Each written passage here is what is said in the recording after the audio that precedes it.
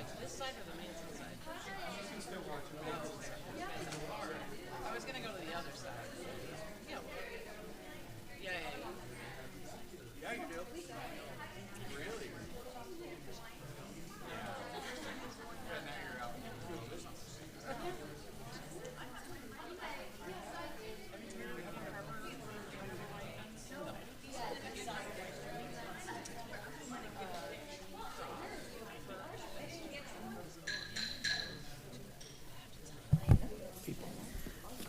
Hello. Good evening, everyone. I call the Thursday, February 9th, 2023 Peninsula School District Board of Directors meeting to order. Please stand for the Pledge of Allegiance.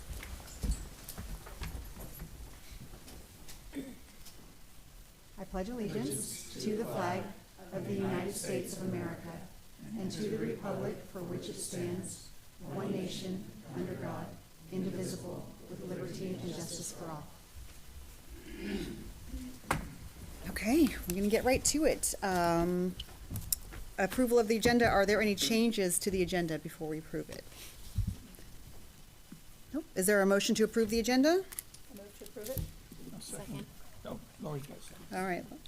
It's been moved by Jennifer and seconded by Lori to approve the agenda. All in favor say aye. Aye. The motion is carried. Agenda is approved. Thank you. Okay, item number 4, consent agenda. Is there any discussion on the consent agenda prior to the vote? Is there a motion to approve the consent agenda? So moved. Second.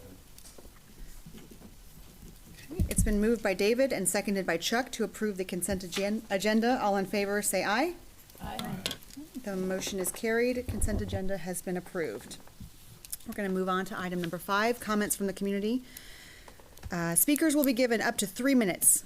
We'll be displaying a countdown timer so that speakers will be aware of their time. Board Policy 1430 states in part that the president may exercise discretion to interrupt or terminate an individual statement when it is too lengthy, personally directed, abusive, obscene, or irrelevant. I will call the first speaker's name and the second speaker, or the next step speaker. Speakers, please state your name, first and last name for the record. And tonight we have 2 speakers signed up. We've got first Carol Rivera and then Diane Nelson.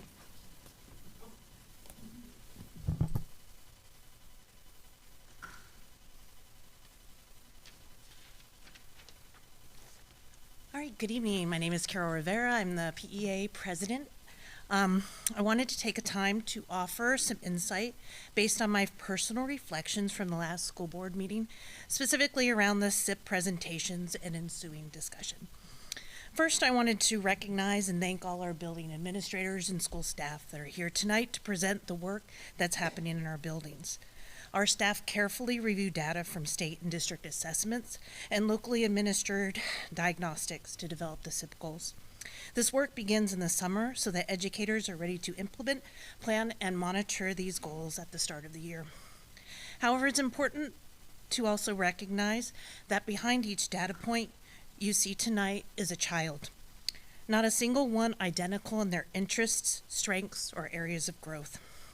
Our staff strive to keep this at the forefront of their conversations while they build their goals, systems, and strategies that provide every child with a high-quality education that is personalized, responsive to their unique learning needs. But that is not all we are tasked to do by the board and our mission as educators. In order for students to learn or perform well on assessments, our staff must ensure an inclusive community and culture where everyone is safe, valued, respected, and finds a sense of belonging. This is foundational. And what enables our educators to develop and adopt practices and programs that encourage children to remain curious, take chances, and learn from failure. These words should seem familiar, as they are derived from the strategic plan's overarching goals of academic excellence, learning environment, and innovation, embodied by our staff. To that end, I hope the board can look at the presentations tonight through the same lens of our professional learning communities district-wide. We're tasked to support an inclusive learning environment for all learners, adults included. The universal design for learning areas of focus being firm goals, flexible means through community and collaboration. As our educators share the SIP plans tonight, I simply ask that you listen for firm goals we have set for our learning communities. Seek to understand that each school, like the students they serve, is unique. So consider their means to accomplish these goals must be flexible. And finally, I ask that you consider that these goals were made with intention and reflect countless hours of collaboration by thoughtful, dedicated, and hardworking community who love their students and want nothing more but for them to meet and surpass these goals, as well as the ones they set for themselves. Thank you.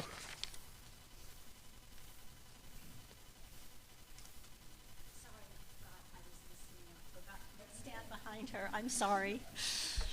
My name is Diane Nelson, and you guys know that I just love to share good news.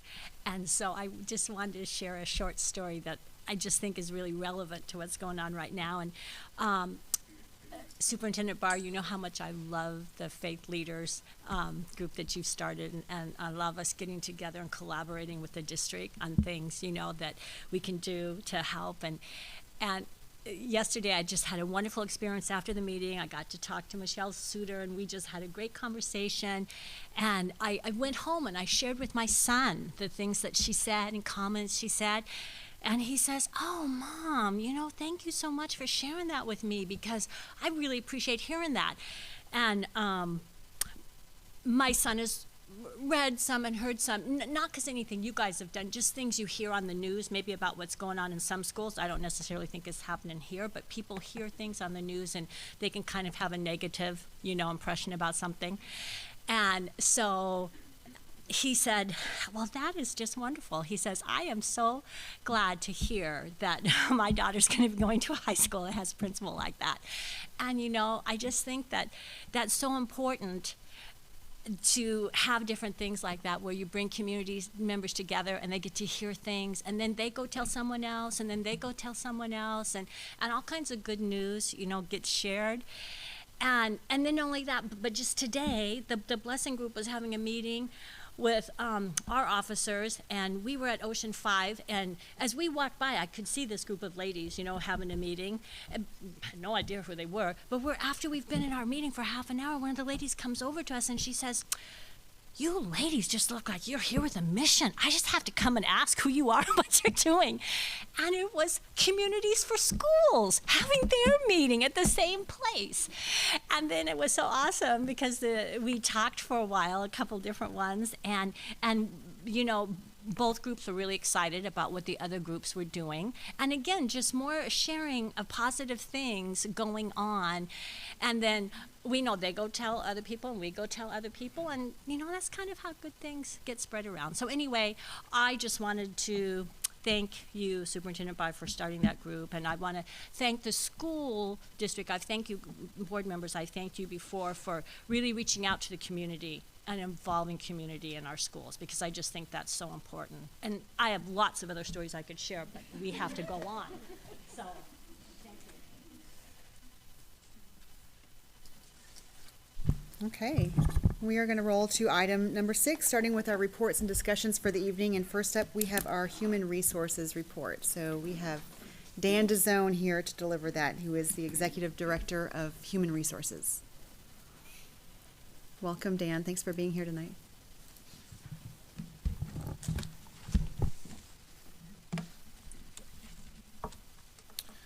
Good evening, Superintendent Barr and Board of Directors. It's an honor and pleasure to be in front of you today.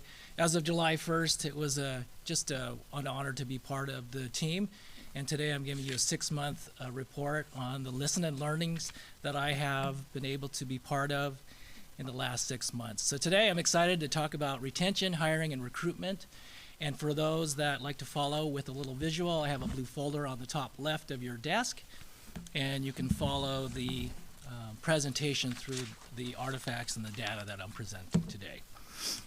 So beyond just thanking you for being here, I wanted to present a visual of just what we're trying to do as it pertains to the strategic plan. What I'll tell you is that lately I've heard that, you know, if you have strong roots, the hurricane will not knock down the tree. So we're excited to share some of the things that we're trying to do to help align ourselves to the strategic plan. We're going to be talking about teacher academy, substitutes, and student teachers, and then from there, the fruition of all of our hard work, which is the fruits of our labor. So I wanted to give you a little bit of visual. You want a little sunshine. Right in the trunk there, you'll see these are the programs that we're trying to just have so that we can actually retain our staff. So as I talk about retain, it's really important to know that I think that that is really truly our best recruitment tool. We want people to stay, and that's the best way to keep our folks. So those are just a visual, little sunshine, pollination, and Mary Casely, I want to thank her for helping me with that, okay? So as you know, Strategic Plan 2026, really when you think about it, it's really attract, develop, and retain a high quality and diverse staff. So really when you think about supporting our fiscal responsibility, it really is our work in HR, the people that I work with are not here. I can't thank them enough for their support the last 6 months, their hard work. I will tell you, I've met so many people in ESC, we can't do it alone.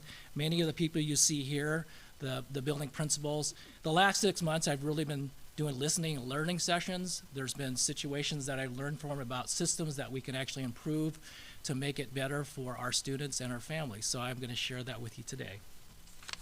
I also want to thank the teacher I had down the street. That was Miss Shuford. I will let you know that it was third trimester of my senior year that I actually took a speech class, because I was that kid in the class that was in the back. So Miss Shuford, if you're watching this, I want to thank her for being my teacher. You need to know I am actually a very shy person, but I will tell you that when you take classes like that, that's what we really do. You become lifelong learners, and I just remember all the things I learned when I was in 12th grade. So I just want to share that because that's truly why we're here, right? We're learning every day. I'm excited to share some of the kids that you're going to learn about tonight as well, because that's why we're here.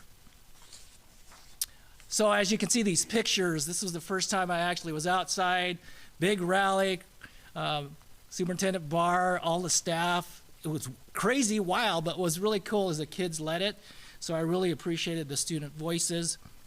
What I will share is that it really made me think about, okay, this is the staff that are here for our kids. They're excited from coming summer break, maybe, for that first day. But I will tell you, these are the folks that we really want to support and make sure they stay. So this was something that was really nice for me to just meet some people and then see our students lead. That was such a great day. What I'll tell you is that one of the things I wanted to do, and that's on the left side of your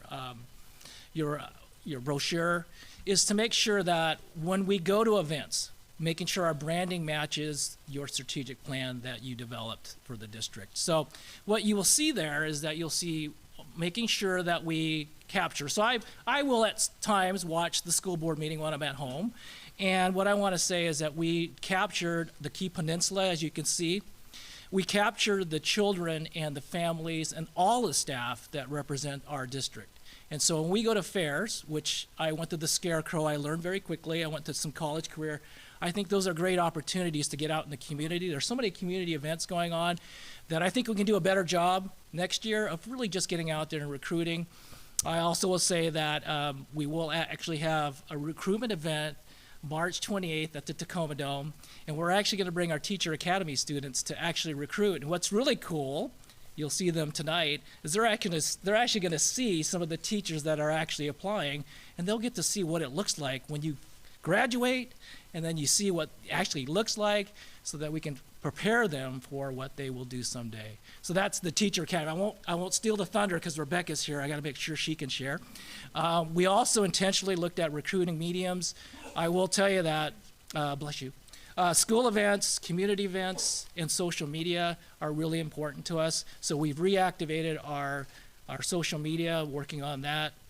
I will also say that the other piece is we're also looking at innovative ways to also recruit. So I will share with you that Donette is here as well for transportation. As you know, we need bus drivers out there. We need bus drivers. And so she's going to talk a little about what we're doing and what we're going to get ready for in the spring. But that's just another opportunity. But we can't just do social media. We're actually looking at other ways to get information out beyond just that. So Donette will talk about that.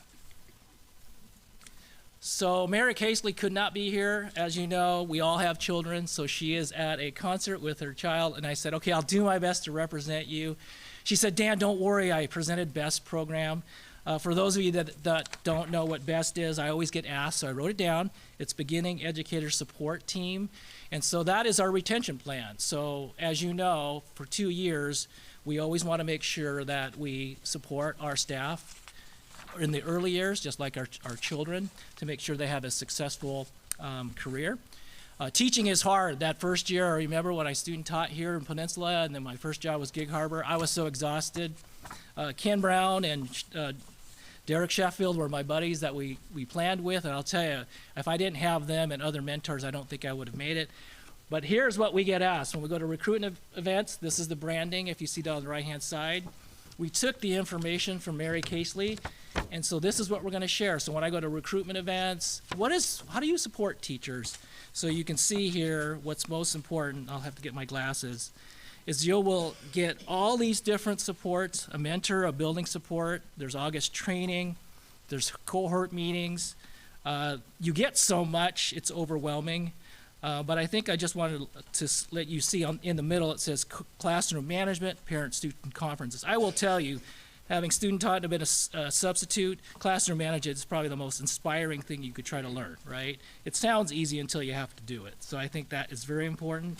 I also would like to share that it's important that this year is our baseline year. So I want to share with you that the research behind student teachers is that if they have a positive experience, they will stay in the district that they student teach in. The one thing I will tell you about Peninsula is not very many people want to leave, which is a great thing, but that doesn't give a lot of opportunities for people to apply. So I think that's a good and bad thing, but when you look at the data, I wanted Mary to show how many people are actually in program and how many actually are staying. So that just gives you a baseline, and I think we should continue to monitor that. The programs are very important to us because we want to make sure that we're getting strong candidates to become teachers, so just being partners with them is important. And then, can't do it alone. I just want to highlight Gig Harbor Chamber of Commerce, Tim Lopez. They help with the breakfast in the morning. And then I want to also share Carol, PEA. They provide the lunch, and they also talk to them about the extra support they can provide as well beyond just the district. So those are important pieces I know that Mary wanted me to highlight for you, but I wanted to share that. Now, beyond me now, this is exciting. I wanted to make sure you heard, because I can't do this alone, I want you to hear from our Director of Transportation, Dawnette Wright. When I asked her to help me out, she did not say, oh, she said, yes, of course, but she didn't even know what she was getting into. But here's our Director of Transportation. So true. So true. Thank you. Thank you, Dan, for having me and asking me to be a part of this, and thank you for having me as well. So as part of the largest classified sector in our district, I want to talk a little bit about our retention and recruitment efforts. We have 63 daily routes that are covered by contracted drivers every day. So that's great for us. Unlike many of our surrounding districts, our routes are actually fully covered right now, 63 of them every single day.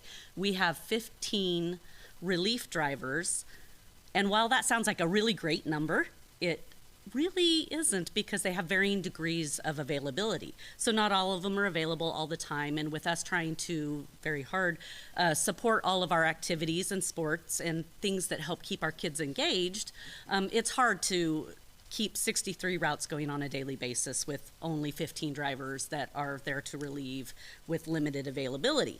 So we have really ramped up our recruitment efforts, and we are in a continuous state of training in our department. So we are recruiting every chance we get. This year, we really thought outside of the box as much as we could. We held our very first ride and drive event this year.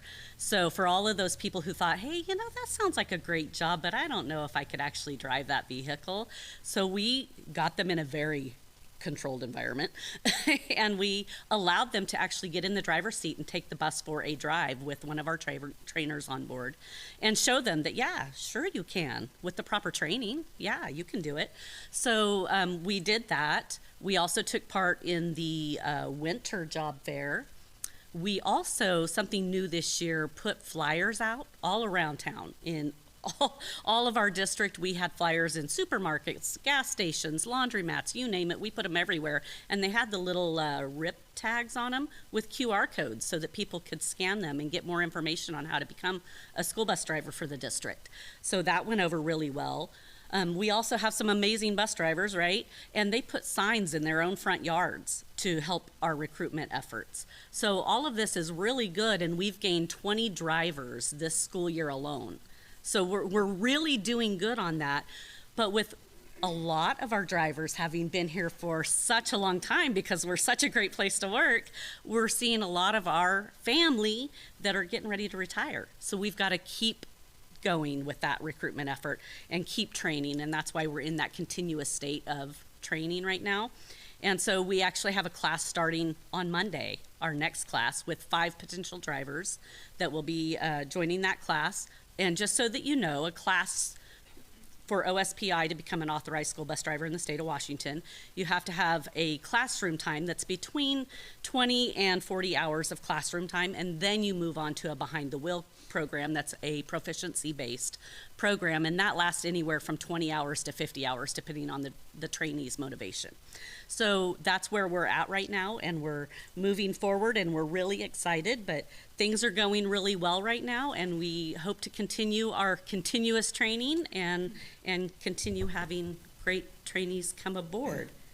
So at this time, though, it's my great pleasure to introduce our PSD's distinguished teacher, Rebecca Winrick, to tell you about the Teacher Academy. Can I ask you a quick question? Absolutely.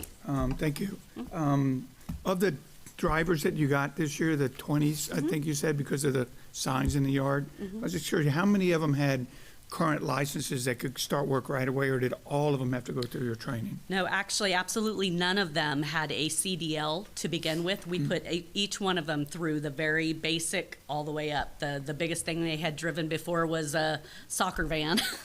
So, Okay. yes, we trained them all from the ground up. Okay, thank you. Thank you. Yes, ma'am. Donette, I know that many of the surrounding districts really throughout the state are really having to cut back significantly on their routes because they don't have drivers or they've retired and they have not renewed.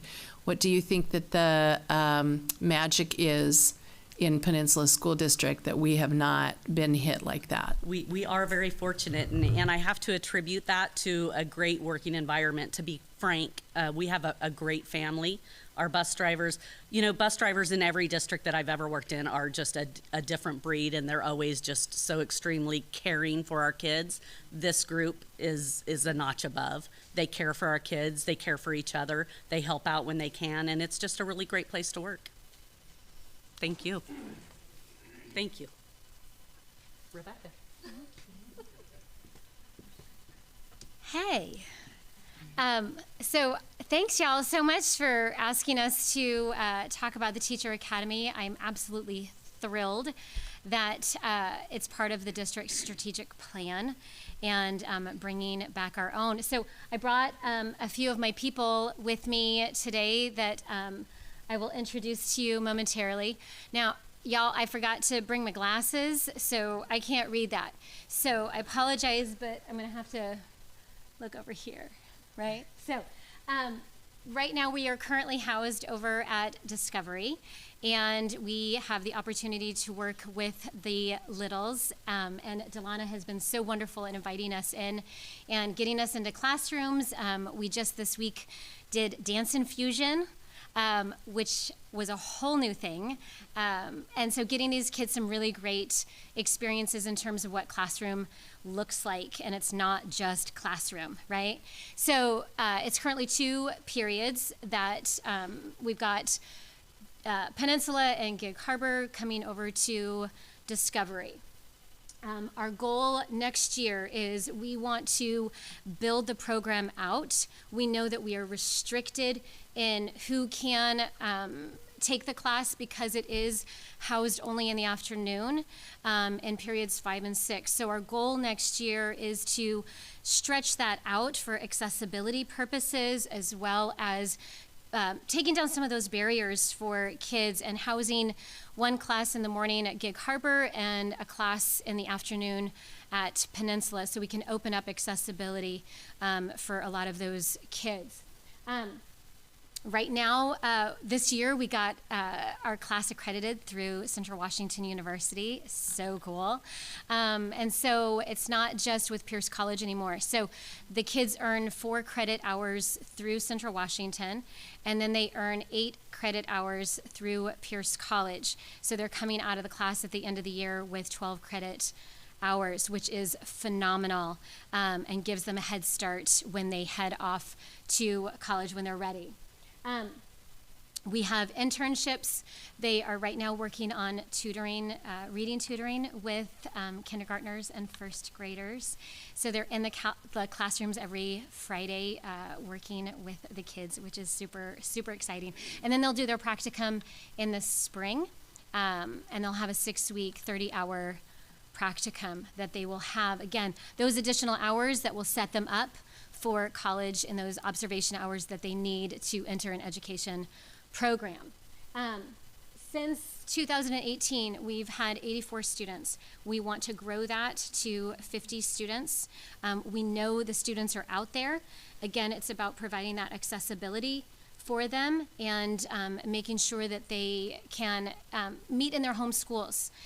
Some like to travel, I get it, but they also have that option for their home schools as well. And then I wanted to introduce you to 2 of our current students. Would y'all come up? And they're going to tell you their names and what they want to go into. Awesome. Hi, I'm Savannah Smith. I'm a senior at Gig Harbor High School. Next year I'll be attending Western Washington University, and my goal in the future is to be a K through 2nd grade teacher, which is, yeah.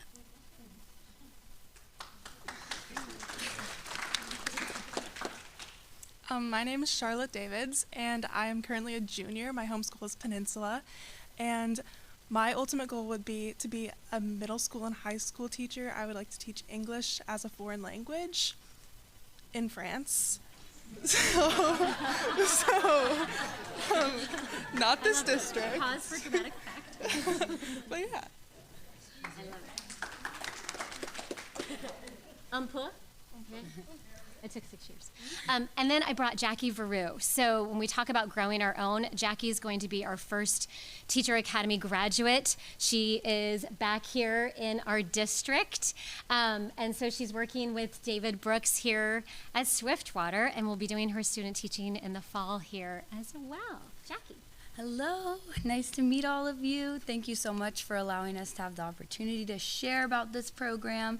It's one that means a lot to me. I'm very passionate about it.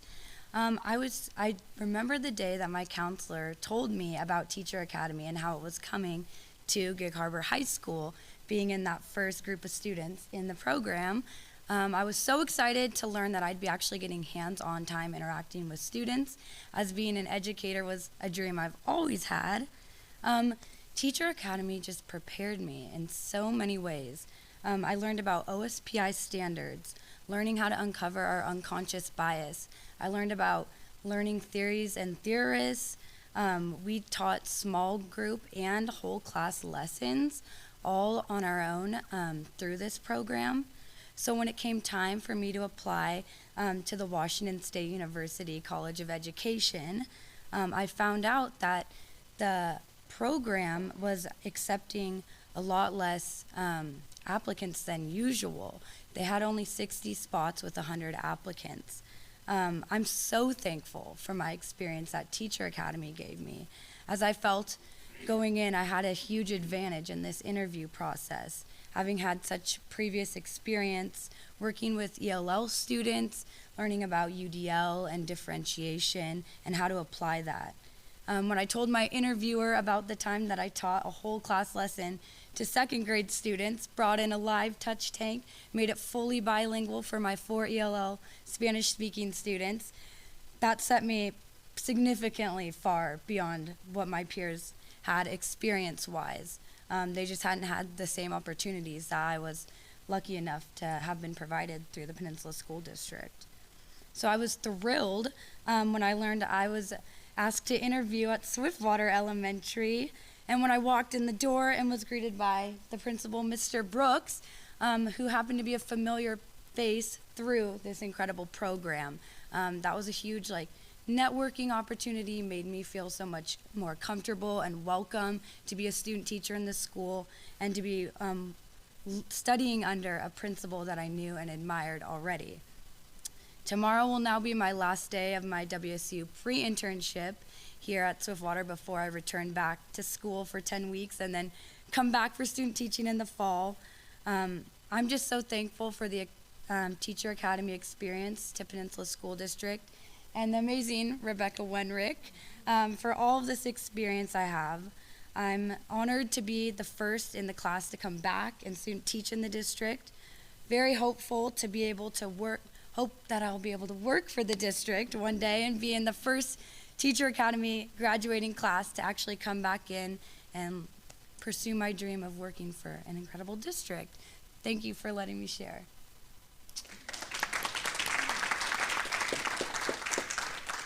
She's kind of amazing, right? And then we have a video with some of the current students as well. If you could click that for me.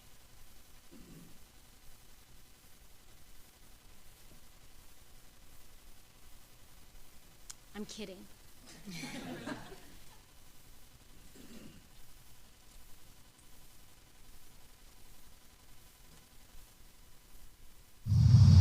It teaches us a lot of personal skills, and there's a lot of actually hands-on learning, like how we're here in elementary school, we get to learn with actual kids, and I think that's definitely going to help for my teacher path. One of the things that we did in this class that really helped me realize I want to continue my teacher path is the field trip that we went on to Evergreen Elementary. We learned for our first unit was building healthy communities, and that really helped me reflect on all the teachers I've had in my life, and the reason I want to be a teacher is because of all the positive influences I've had from my teachers growing up, and Ms. Winrick is one of them now. I just want to be the light for students in the future, and this class is helping me do that. Right, so I think when we were researching our Unit 1 project that we did a presentation for a couple district members, that research really did confirm that I really want to be the person who can create a safe environment and a lot of connection and community for little kids. Well, not little kids, I want to be a high school teacher, but kids, students, and that just learning about the psychology of it all really made me want to do it more. Thank you so much for allowing us. Yeah.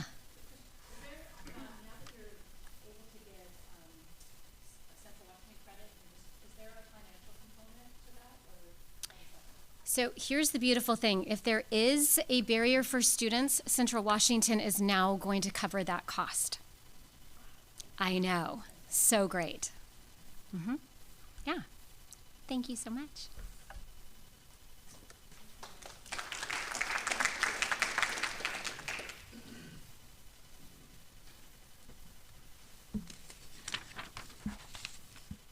There's nothing better than seeing our own students and our teachers.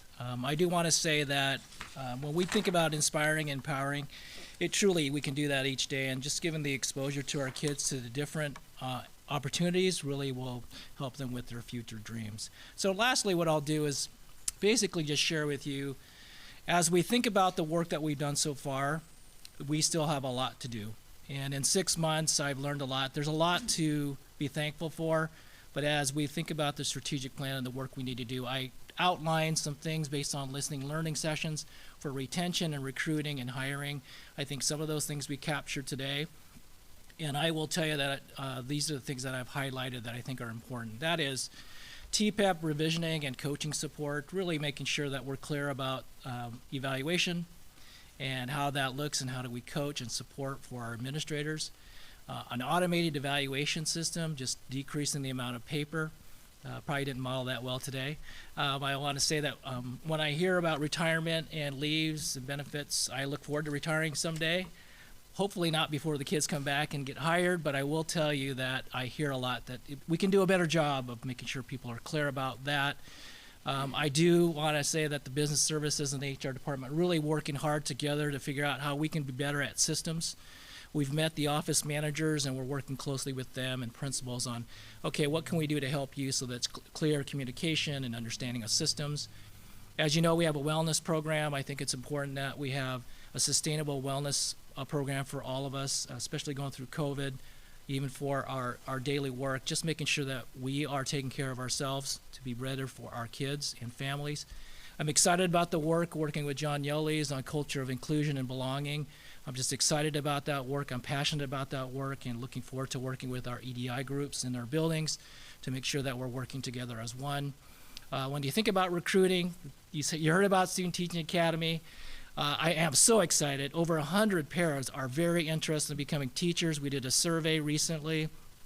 What I will tell you is our people are here to diversify our workforce. I don't have to go to Hawaii. I'd like to go to Hawaii. I'd like to go to Albuquerque, but I don't have to sell people on our place here because they live here. And so we can actually look at our paras to say, hey, how can we help you to be future teachers?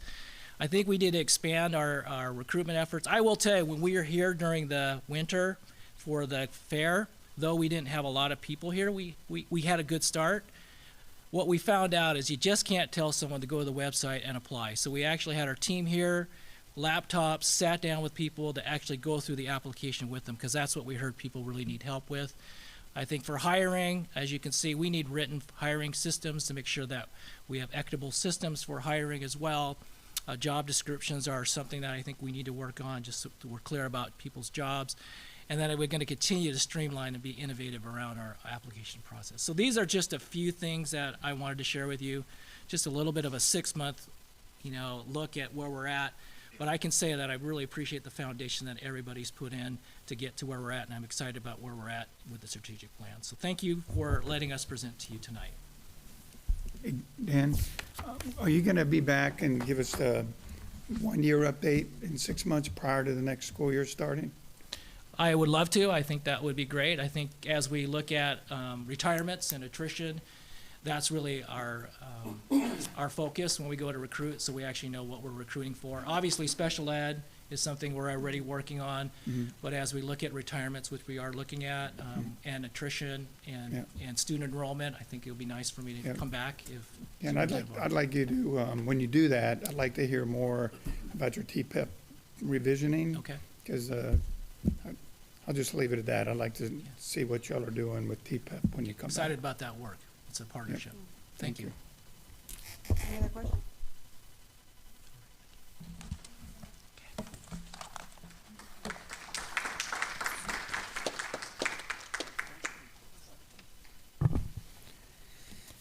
Okay, we are moving on to item 6.2. We're going to have a presentation about our transitional kindergarten. So we have Lisa Ray here to speak to us about that. Lisa Ray is the Executive Director of Student Services. Hi, Lisa. Good evening. Thank you for having us. I invited our Voyager teacher. You can come and hang out over here. We don't want you to feel awkward. You're welcome to join us.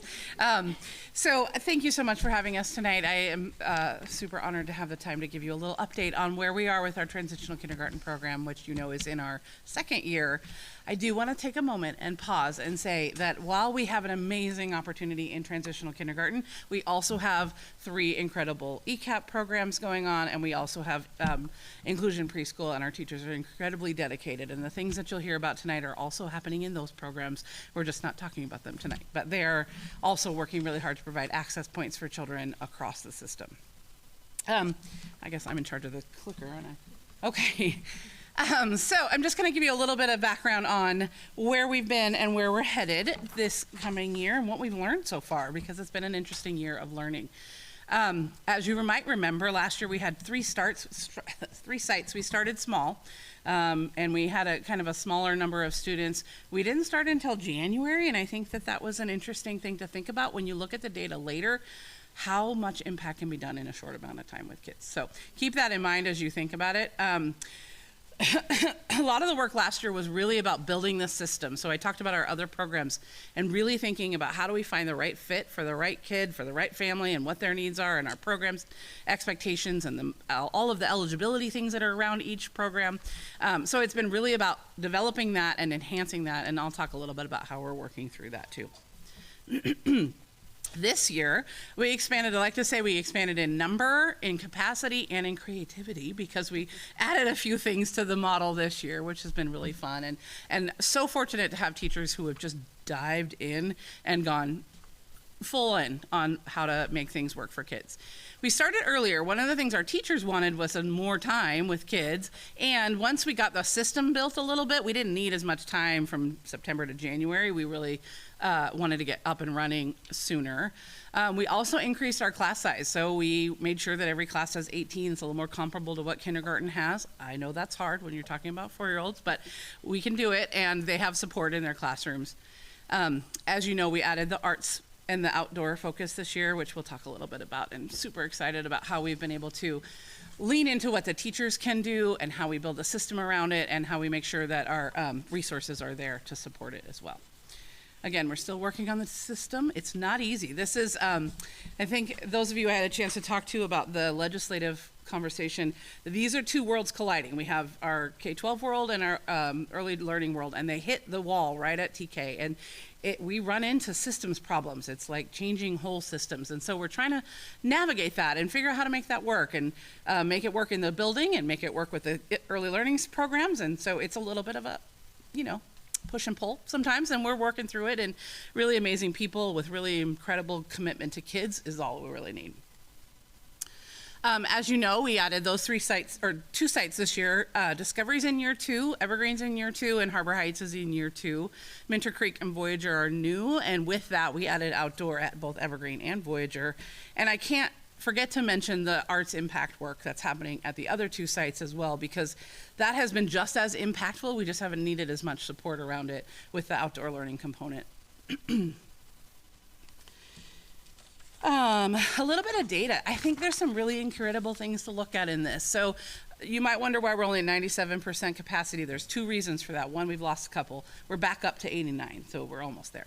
And because there is this sense of, or requirement around screening, I guess, and establishing who can be in the program, the teachers had all kinds of time to do that before school started, and then once they started, they didn't have any days off anymore. So we need to continue to figure out how we refine that system. Once we start with kids, the teachers aren't available to do that screening anymore, and so it's kind of got us in a way a little bit, but we're almost there, and we'll find another student to fill up. The other piece that I think is really important to highlight is the number of multilingual learners we're serving in this program alone. If you look at our district average compared to what we're serving in our TK program, that's exactly what it's designed for, is to find the kids that haven't had access, don't know how to navigate the system, need additional support. They're getting access, and it's incredible. The other piece is the 87% that have never attended preschool. Again, perfect reason for why we have this program. There is a story between the 13% though, and I think it's really important to remember that we have many of our community programs who are amazing have 2-year wait lists. We have children who maybe have needs that the program can't support. They don't have the staffing or the tools or the resources and training, so they aren't welcome there anymore. And so we work through that, and we find places for families. So even though there is a little group of kids that have had an experience, it hadn't been very long, or they've lost it for some reason. Could be a financial reason from the family's perspective too. I'm not going to read these to you, but I wanted to highlight a couple pieces of these quotes. I asked the teachers to ask their parents for some things to say, because they're the reason why we do this, right? And I wanted to highlight just a couple sentences in these quotes. It is a perfect blend of play and creativity with learning. He does not come home overstimulated or overwhelmed, but has a good day of learning and growing with peers. That's exactly what we would dream for every child everywhere, but particularly our youngest children. Couple of highlights with the work of the team. We applied for the Reimagine Education Grant and received $35,000, which was really great because it got us going. We ordered clothing, some really cute coats and boots, and some materials and some structures, some things that have kind of helped us get nudged in the right direction. And then we also have just recently received another $35,000 through the outdoor learning program through OSPI. And that we have kind of designed to be our second tier of support. So what is the curriculum plan? What are the partnerships we can develop? What are the additional supplies and supports that we need to create? So that's what that is, allowing the teachers have a little bit of time to do that planning and to think about what the summer might look like as well. The arts impact component, I can't stress enough the partnership with the schools. Like one of those things I talked about with the wall between kindergarten or K-12 and early learning is sometimes schools forget that preschools exist in their buildings or that they have a different world. And so our principals have been incredibly intentional about including transitional kindergarten and at Purdy, their preschool program, in the Arts Impact Grant. And it's been super fun to watch their growth and their excitement in that as well. I stopped looking at my notes a long time ago. I want to keep in mind that our goal with TK is also how to learn how to navigate school, because no matter whether we're outdoors a lot of the time or not, they still are going to end up in a classroom some point. So we want them to know how to be independent and confident and take care of their things and sit at a desk or sit in a circle. And so the teachers are doing a great job of balancing both those aspects. Like they're getting a lot of play outside and they're having those authentic learning experiences, but they're also applying them in the classroom.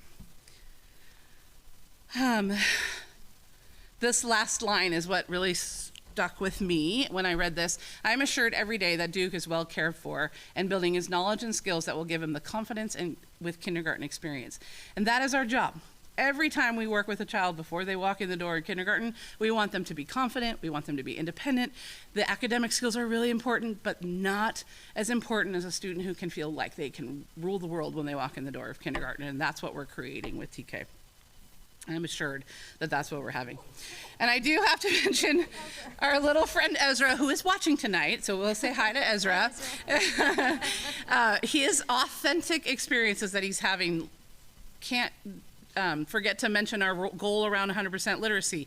This is happening outside in the forest. Every single day, children are experiencing the world and figuring out what that F sound is and where they might find it, not just in their classroom, which is really an amazing experience. In addition to the reading component, I love this quote because she said, Bridger has found a new love of reading and writing that she never had before. She's always trying to sound out words, look at books, and make up stories and write notes to her friends and family. With 4-year-old and 5-year-old, that's exactly what we want them to have the confidence and foundation that they can hit the ground running when they hit kindergarten. Now, the fun part is that this is our data from our students who were in TK last year and arrived in kindergarten this year. We did lose a couple, just so you know, the data isn't 100% of all of our students that participated. But I have to point out that I don't think I anticipated the incredible data that we see here.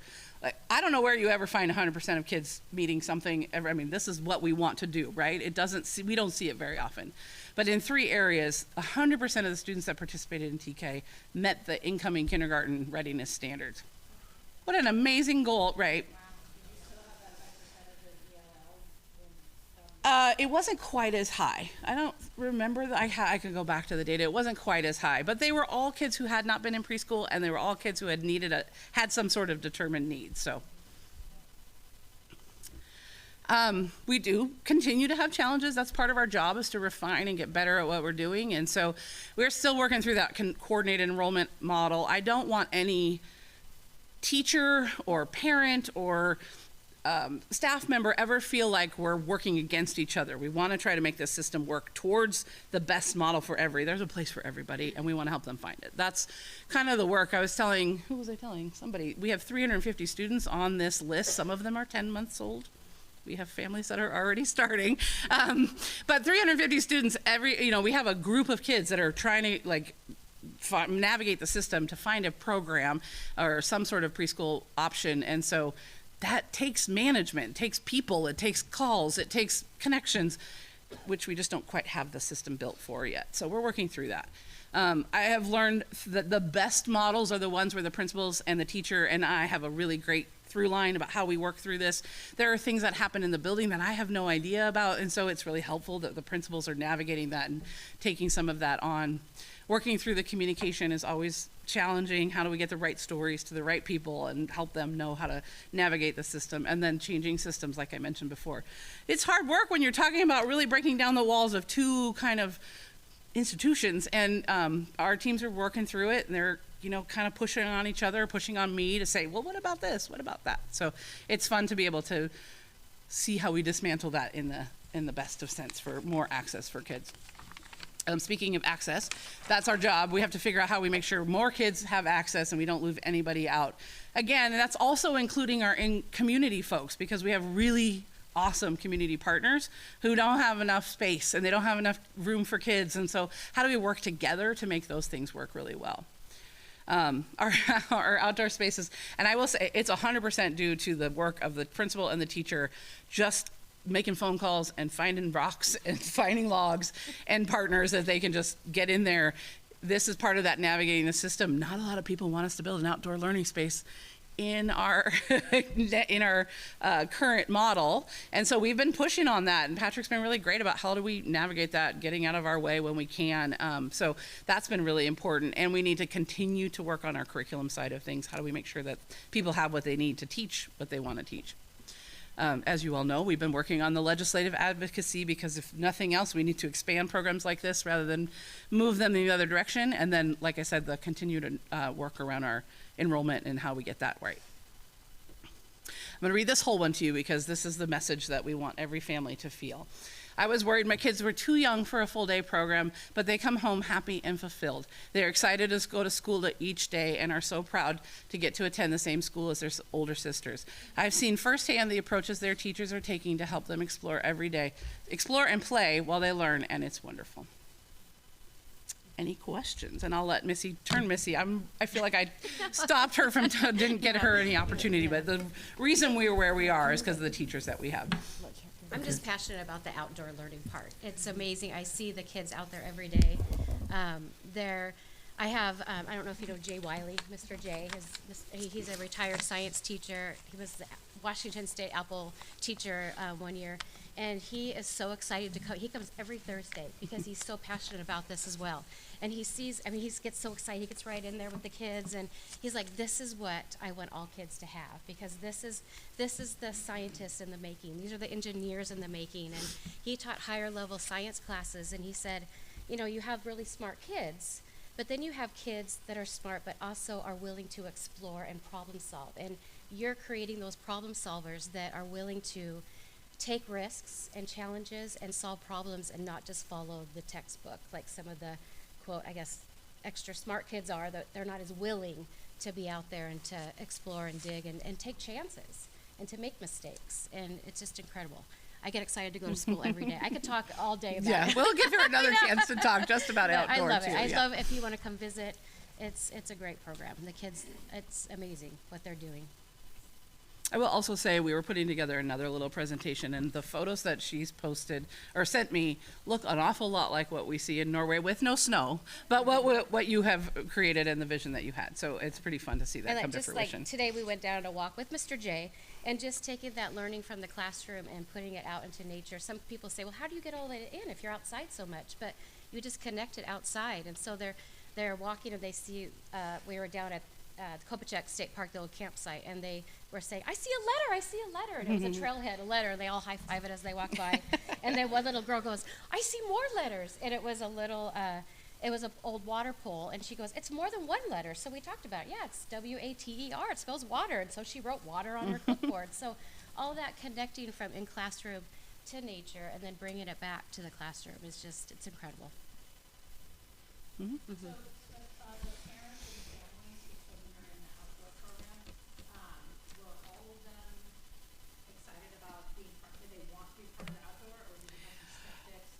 I think that the challenge, you might be able to speak to it after we got them in. The challenge is we still have to follow the rules around how we get kids in. So we didn't really say to them, we did originally, we're like, are you interested? Or would you be willing to do some of this outside? And some of it we just sort of, you got Voyager's location and here's some boots. We did navigate that a little bit, but again, that speaks to the teachers' willingness to bring them on board and talk about the goals and how they're going to navigate that. And that was part of our WA Kids. Part of WA Kids, you meet with the family and the parents. So that was one of the questions. Are you aware we'll be outside and this is the risks and this is what we're going to be doing, and dress in layers, have lots of changes of clothes, and they've all been on board and excited about it. Oh, sorry for that. Sorry. We also can do a better job of communicating. That's that enrollment piece that we're still trying to navigate all those parts too. So is it a feeder model that you have to live in the section?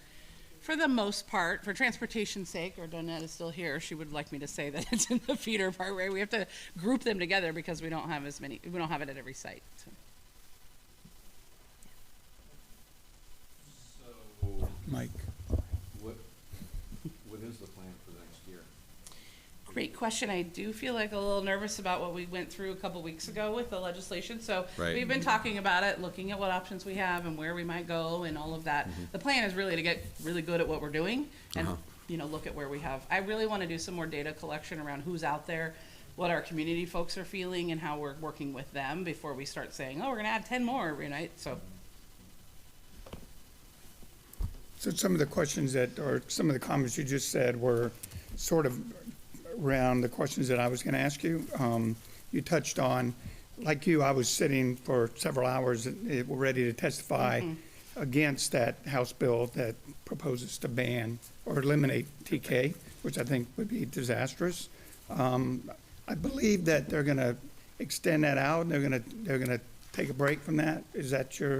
I saw there were some adjustments to the bill. I think they're those looked a little better, but not quite where we want to be. But fortunately, we'll it's like 2026, and we got a couple of years to keep pressuring them to make that go away. But I wanted to thank you and your folks for going down there in person. I was coming out of a retreat, and so I went home and logged in, ready to go. And fortunately, there were like over 100 people signed up to testify. So the fact I didn't get to, or you didn't get to, at least was good that there were so many other people out there willing to testify against that bill. So thank you for going down there. Too bad you didn't get to testify.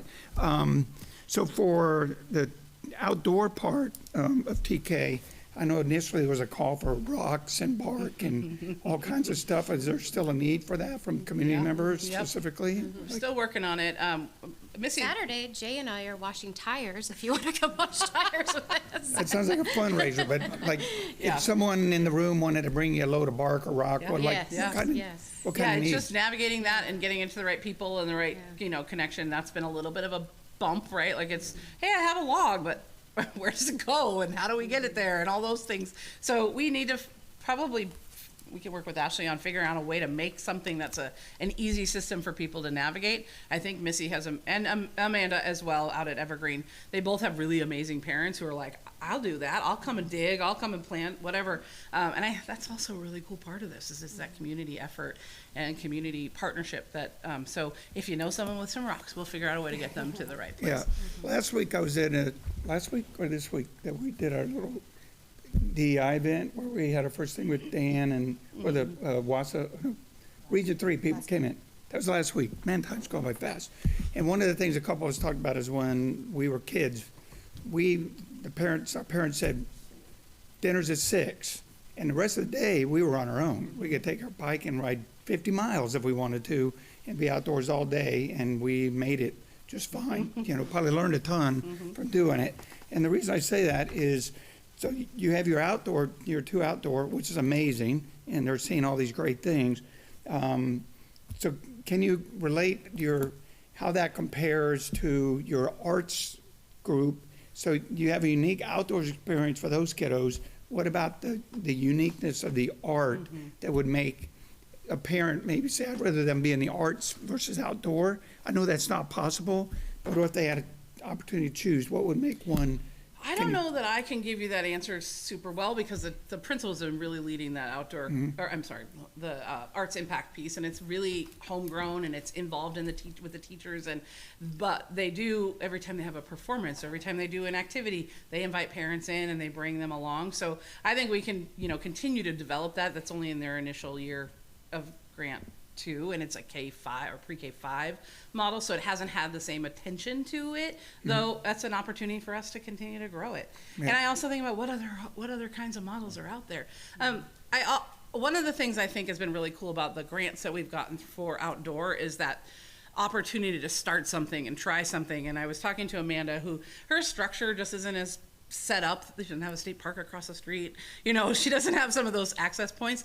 So she and I were talking about, well, what are the experiences you can provide your children? Can you get them on a bus and get them out of town and go across the street to the beach? And so I want to think about, as we talk about next year, what are the partnerships and grants we can do to get kids into the community and environments and exploring the world authentically in other places than just school. Yeah, and that was one of my other questions is there an opportunity for us, we went from 2 to 5, is there an opportunity for us to expand into other schools, or is that only based on if we can get additional grant money to expand those into other elementary schools? I think there's an opportunity to. What I know is when we have other programs, there is that feeling, like we have some programs in other buildings, so it takes a classroom and it takes, that a lot of the kids that are in that area go there. And so we need to look at kind of our site plan and what's available and who's got what and look at maybe where we can look at expansion. We're talking about all that right now. We're just not 100% sure what that looks like. Yeah. You mentioned Norway. Do your outdoor kids have any opportunity maybe to communicate with their sister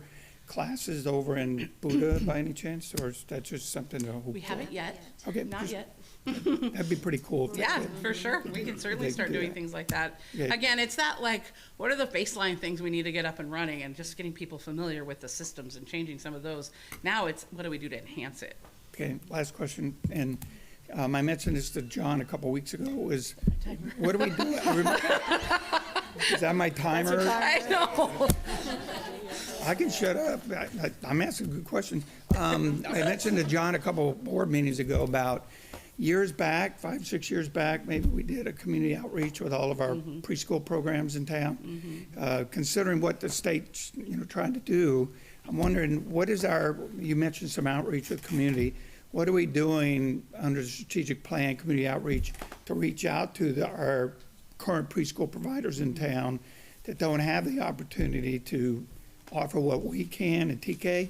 What are we doing to help them better prepare their kids to be well prepared when they get to kindergarten? That's a great question, and we did have pretty good traction around that before the pandemic, and it feels like we've lost it. And my energy has been put on the things that we've been doing here. So it is a plan. It is something that I have a lot of passion about. I think that's where we do our best work, is when we're partnering with people. And so it's just the time and the availability to commit to that, and getting people around the table. Okay, thank you. I'll just make a quick comment. This is so fantastic. I'm just excited just to see the progress you've made. It's been less than a year since we were talking about doing this. 4 months, really, since you started, or it was just really an idea less than a year ago. And when we talked about it, we were excited. And I will be honest, we said it's not going to work without the right person. And I know at all the other schools, they're all the right people. But you're in the room, so you get the accolades. It is truly a dream come true, and to see the kids out here, I can't stop looking at these faces. I want to zoom in because they all have all these smiles. And one thing that I just saw looking through one pictures of them out in the woods, and the next one, they are all laying around, cozying up together, shoes off, reading books. And it just reminded me of something that we heard in Norway that the teachers were talking about. When you're tired at the end of the day, for all the right reasons, because you are exhausted and you played and you ate well and you played well, and they're reading, and just, it's a little family in here. And I can't thank you enough for the amazing job you have done in building this program, both of you. And of course, the numbers look outstanding because of what you are building. So, we talk about wanting kids to read at grade level by 3rd grade. And I think so much of this is tied to being comfortable at school and being comfortable playing and being comfortable just in this environment. And if it starts out this way where it's fun and natural and it's built on curiosity and play, then the next step is, okay, we do this now in the classroom. And it's fantastic. So congratulations and thank you. Thanks for coming tonight. Thank you for your vision and support. And I'm honored to be a part of it. It's been fun. Awesome. Yeah. Yes, and we will get you connected with. I'm waiting for my wheels are spinning. It's not as far off as you think it is. Trust me. Yeah. Could I just say one thing? So next week I will be, in a week, exactly on Thursday, I'll be presenting at the National Superintendent Convention, and I will be highlighting the transitional kindergarten. I'm very honored to be able to do that. We were selected as one of the school districts to present, and so I would imagine that you're going to get a lot of press, and so just be prepared to you don't have to answer all of them. You can send them through Lisa, but I want to thank Lisa because I remember it was about a year ago, maybe a little bit before that. I said, I have this great idea. Yeah, she sat down in my chair. Yeah, in the office, and Lisa's just like, I don't know what to say. And then it was like a month later, I said, guess what? I'm going to Norway. And she's like, oh, this is like really happening. So all the work that you've been doing, and thank you for opening your doors and allowing us to just come in. I know I've dropped in with people from the state. I know that the governor's very interested. But I think what is most compelling for me is that when we connect with our families early and we make learning fun, children will succeed so highly, and teachers love to come to work. It's a win-win. So thank you, thank you, thank you. Thank you.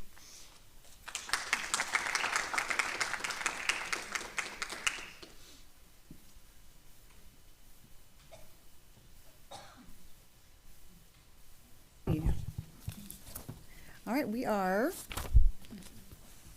So, okay, we're sorry. Moving on to item 6.3, we're going on to our school improvement plan. So we have first up Voyager Elementary. Yay!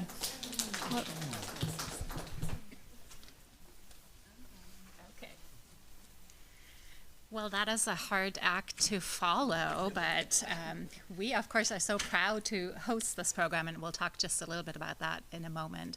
But I'm Katja Ramelli, the proud principal of Voyager Elementary, and I brought one of our teacher leaders with me tonight that you get to meet in just a moment. It's like, who is clicking me? I guess I'm clicking myself.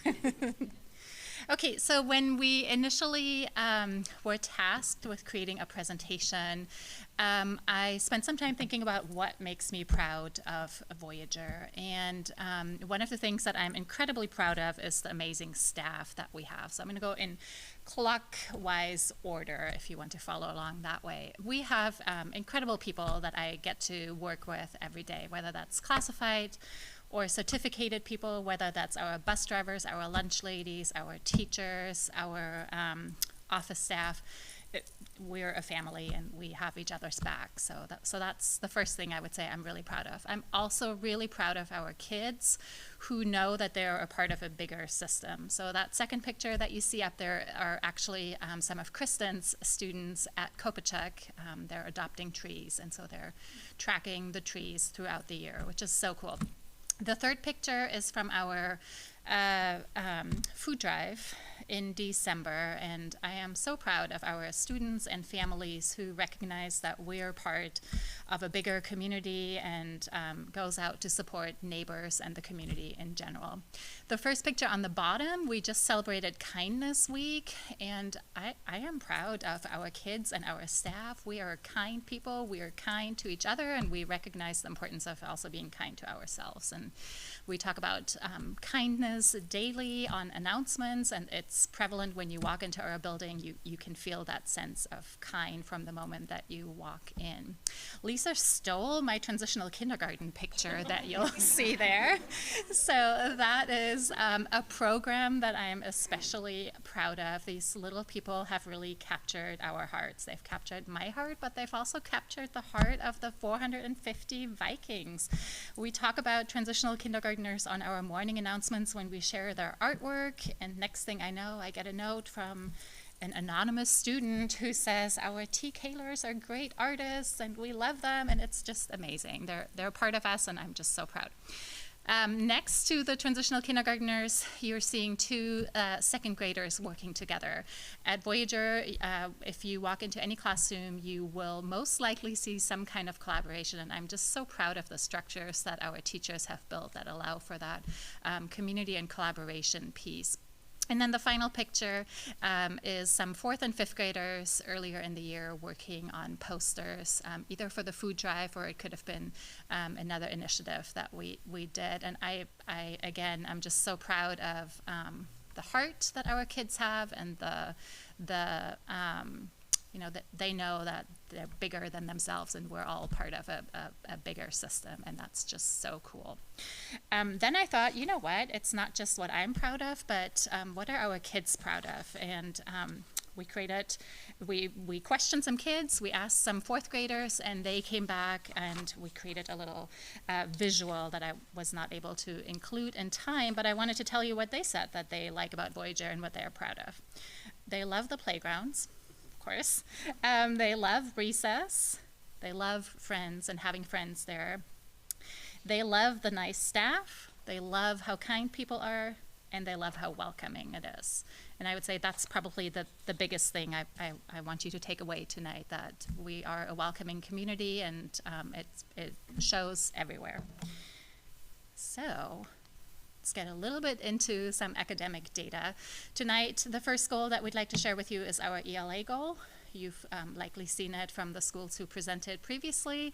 We are also looking to grow our third graders, specifically in their SBA scores. Now remember that these third graders that we're talking about here are actually now fourth graders. So we don't have the Smarter Balance data obviously yet for our current third graders. They don't take that test until the spring.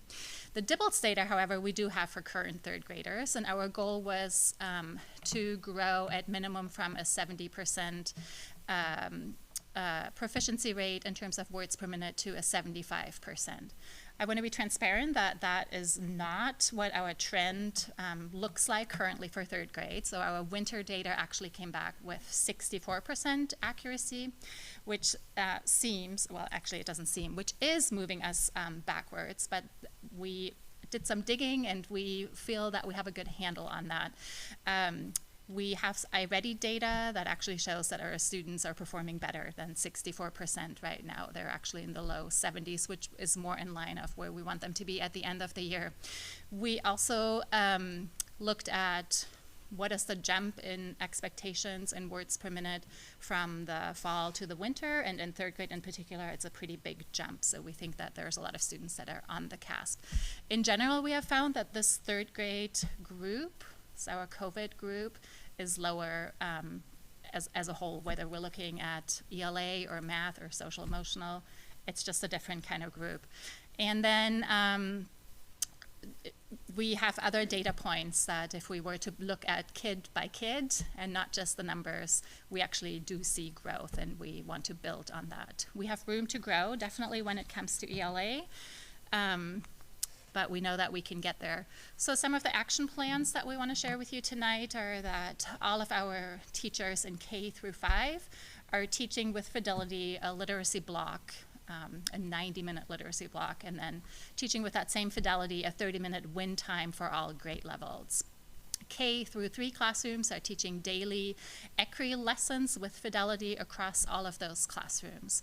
We feel really good about the school-home connection that we've built, so we do a lot of sharing through our newsletters, sharing through social media, sharing through events, parent events, the importance of reading, and really invite our parents in to join us in that effort in getting our third graders, but also all the rest of our students to proficiency.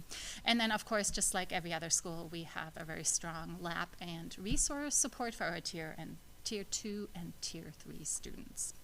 So while there is room to grow, we actually feel really good about what's happening and you know how engaged our students are in their ELA piece. I'm going to turn it over to Kristen Legau. She's a 4th grade teacher, member of our leadership team, and she has so kindly agreed to share about our second goal with you tonight. I'll let you click yourself through. You're welcome. Hi. Thank you for having me here today. I'm excited to unpack our social emotional learning goals. So when deciding on this goal, of course, we used panorama data because it's a measurable data point. And after doing the panorama in the fall, we were looking at all of the data and noticed it was trending pretty even or even upward, except in one subcategory, and that was self-efficacy. We saw a dip. And so naturally that became the spot that we wanted to focus on. Looking at previous data, we saw that last year were at 67% of students felt that they had self-efficacy, and this year 62% felt that way. So we wanted to recoup that 5% by the spring, and that's where we got our goal. Next, let's talk about some of our strategies that we're going to use to get there. So intentional relationships with students through 3 building commitments. And this is pretty awesome. We made these commitments to ourselves as teachers on behalf of the students. We committed to having morning meetings 3 to 4 times a week. We committed to being outside of our classrooms in the hallway as students filter in the mornings. And we committed to being intentional with developing and maintaining relationships with students that are not our own, which is great because sometimes students don't connect very well with their assigned teacher. And it takes that relationship with somebody else to give them the hope and the confidence. We also have amazing daily announcements, which Katja does on video every day with 5th graders that rotate through, and they love that. And one of the focuses is self-efficacy, whether she shows a quote or gives an example or a photograph that's related. It's a great way to start the conversation. And through that effort, I started the conversation in my classroom. And it turns out that it's a trend across the school. Students didn't know how to say self-efficacy, and they didn't know what it was. And so for all those years that we've been giving this panorama survey, students have been rating themselves on something that they didn't fully understand. And even as an adult, I'm not sure I understood it. So let me tell you, self-efficacy is the belief in yourself that you can do hard things. Let's see here, intentional focus on mindfulness activities. At the end of the announcements, every day, no matter what, one of the 5th grade jobs is to present classes with a moment of mindfulness. Usually that's done through a breathing strategy. And they love doing it, and it's really important. And then we also have younger kids that are knocking on Katja's door to also want to present a breathing strategy, like rainbow breathing. Breathe in, breathe out. And also we practice that through character education, which we're really lucky to have at Voyager, and then through morning meetings. We have small groups that check in and out with our dean and with our counselor. They are very busy people, and they have people who they intentionally check in on, but also have great systems of meeting with anybody who needs their help. And then through a homeschool connection with newsletters, social media. And this is super exciting. Spearheaded by our counselor, we're planning an SEL night where we will invite the community into the school, and we'll teach them about SEL and have stations where they can learn the importance of mindfulness and self-regulation strategies. There might be a station about yoga. There could be a station about books that talk about how to overcome challenges. And we really look forward to that this spring. And I think this is our last slide. So what questions do you have?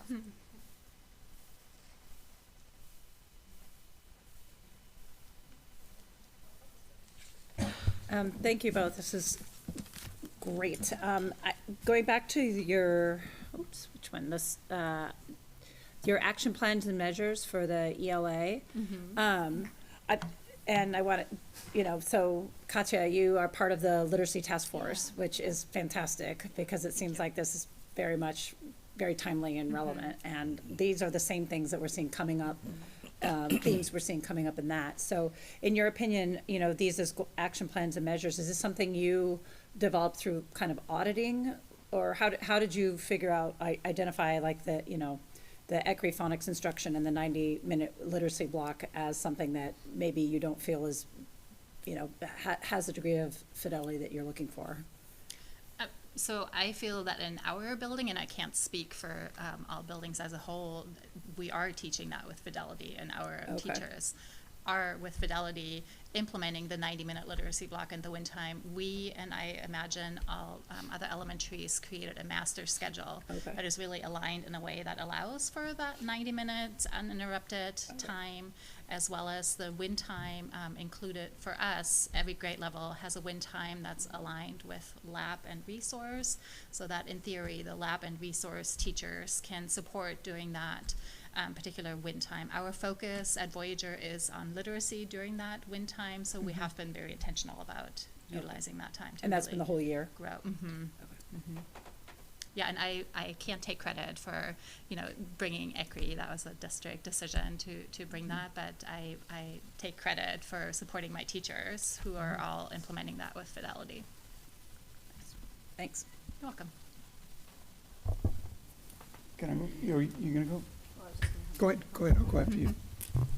Thank you so much for all this work. It was great to see the slides. And I just have a comment. I don't have a personal connection to Voyagers. I live on the other side of town. But I had the occasion to be at 5th grade graduation last spring. And I just wanted to comment that it was just for a total outsider. And I was there by myself, so just observing just the connections the kids had with their classmates. And I mean, granted, it was 5th grade graduation, so everyone was excited. And the teachers, the way they cared for each and every single student, and just the community there was noteworthy. So I wanted to just point that out. Thank you. Yeah, thank you. We pride ourselves. We are kids at Hope School, and so, every kid matters, and so First, I appreciate you sharing that. First, I just say congratulations to you. Thank you. One, I just want to say, I know that being on this board and listening to this board since we've been together, I know that this school board greatly appreciates all the work that the staff does in the school district every day. All staff members, that we appreciate all the work. Despite what some people might think, we really do appreciate all of your work. The strategic plan that we are really focused on, and everything we hear in almost every presentation is focused on the strategic plan. Goes back to the fact that we didn't build that in a vacuum. We started that a year and a half ago. The school board started working with the superintendent. We passed that on to the staff, to senior leadership. Staff, students, parents, community members all had a role in the strategic plan, so that everyone had buy-in and what our vision and mission is to where we want to take the Peninsula School District, which is to be the best school district in the state. And I think we've also made it clear, we know that we're coming out of a pandemic. We know that we're at year 0 right now, and that, when I was at this meeting last week, and I was sitting and talking to Chris, and I was talking to John 2 weeks ago, was that we're at 0 on the chart. So there's some things that you're not going to be able to show us tonight. We may not even see it next year, but, I'm a cohort kind of guy, so I like to follow things through, but we don't have that chart right now. But down the road, it'll be nice for the board to be able to look and see where did we go from first, second, third grade. And, I know you didn't cover your plans tonight, but I went in and was looking at it while you were chatting. And I think where you're at currently speaks really well to Voyager. I think your numbers are really good coming out of a pandemic, and that there's going to be some hiccups. But one of the things that we focus on is year-over-year growth. And so if you came out in the fall, you were at 70%, you had a little hiccup, but, next year if you get to 75 and then 5% growth, I think that's a healthy goal. I know the board and the district wants to be 100% reading in 3rd grade. I think we want to be 100% all of our areas. I think it'd be unfortunate we didn't have that goal. But I just wanted to say, looking at your plan, looking at the data in there, I think that you're doing a really good job, and I just want to make sure that you know that the board appreciates it. Thank you. Okay. Yeah, and I do want to address, if I may, the 3rd graders at 100%, because we actually, so these are our kindergartners right now, right? That will be those 3rd graders in 2026. And just yesterday during our collaboration, we met with the kindergarten team and we identified the kids who right now are not at standard. And so we have 15 students that we're going to assign, in addition to lab support, to 15 individuals in the school who are going to take ownership of those kids for between now and the end of the year and get them to benchmark. And it's super exciting, and I'm just thrilled to see how we grow those 15 and then how that cohort moves along. Yeah, that's pretty and cool. I know if I've said it once, I've said it 1,000 times, it's not the board's role to tell the staff how to do your job. No. It's our job to hold you accountable for doing. Exactly. But I mean, It's a very quick. no, I just want to make sure that when the board asks questions, thoughtful questions, we're doing it with an end goal in mind, that it's about the kids. And we just want to make our sure. staff has ownership, and they own every student, so I appreciate you saying that. And I don't think as a collective staff we feel that way, so thank you for that.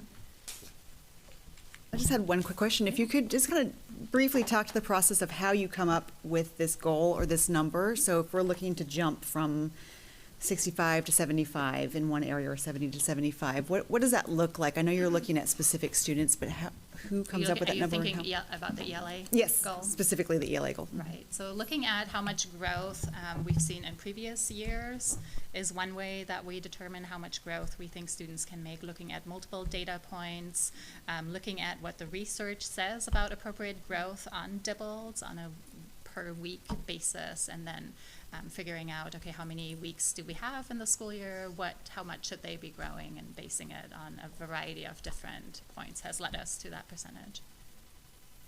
I should have left it on. Thank you. You're welcome. Thank you for that. And I just, the scores are, they're important because that's what people grade us on as a school district. That's what they look at when they're moving here and what they want their kids to achieve. But I also want to say the rest of it is just as important because we're raising children. So it was very evident to me as you're introducing the pictures that the way that you speak about your school and the way you speak about your kids, you are using language that is evident that you believe that they belong to something greater than them. And I think it's obvious to me that it just comes across in how you speak every day.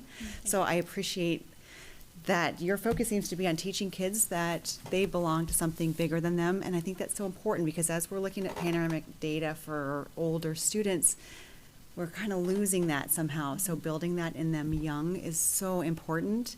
And also thank you for teaching them that to belong to something, you have a responsibility to it. So by serving the community and serving the friends and the people that they belong to, that keeps them connected. So that stood out to me in your first slide. So well done, Voyager. Any comments, questions on this side? Okay. Thank you so much. If you haven't seen the video announcements, you should watch them. They're really good. Yeah, they're really well done. Others, I mean, yeah. so the kids really do put thought and pride, and it's evident. So. Definitely. Thank you so much. And I do want to say this. I haven't told you this yet, but I have anecdotal evidence about our social emotional learning goal for self-efficacy that it's working. You see, I am a Voyager teacher, but also a Voyager parent. I have a third grader at Voyager, so he gets to participate in Panorama this year for the first time, but I have a kindergartner too. And he is stubborn as a mule. Marcus is his name. And last week, we were eating potatoes for dinner. And he did not want to eat a potato. And I was like, you're going to eat a potato. And in the end, he did. And afterwards, he had two things to say about it. First, this was disgusting. And second, it took a lot of self-efficacy for me to We have succeeded. I was shocked. He recalled the word, he said it correctly, and he applied it correctly. I love it. Great. And it's awesome. Thank you for sharing that. That's great. Thank you for the opportunity tonight. Thank you, guys. Well done. Okay, next up we have Artondale. Jessica and Ryan, come on up. Well, good evening, everybody. Thank you. Oh, am I loud enough? Sorry. Close enough. Can you hear me? Okay. My voice is really quiet, I know. But thank you for having us. It's an honor for us to share about our plan and what we're doing at Artondale.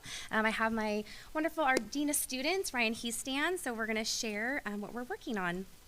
Oh, I have the clicker. Sorry, I forget.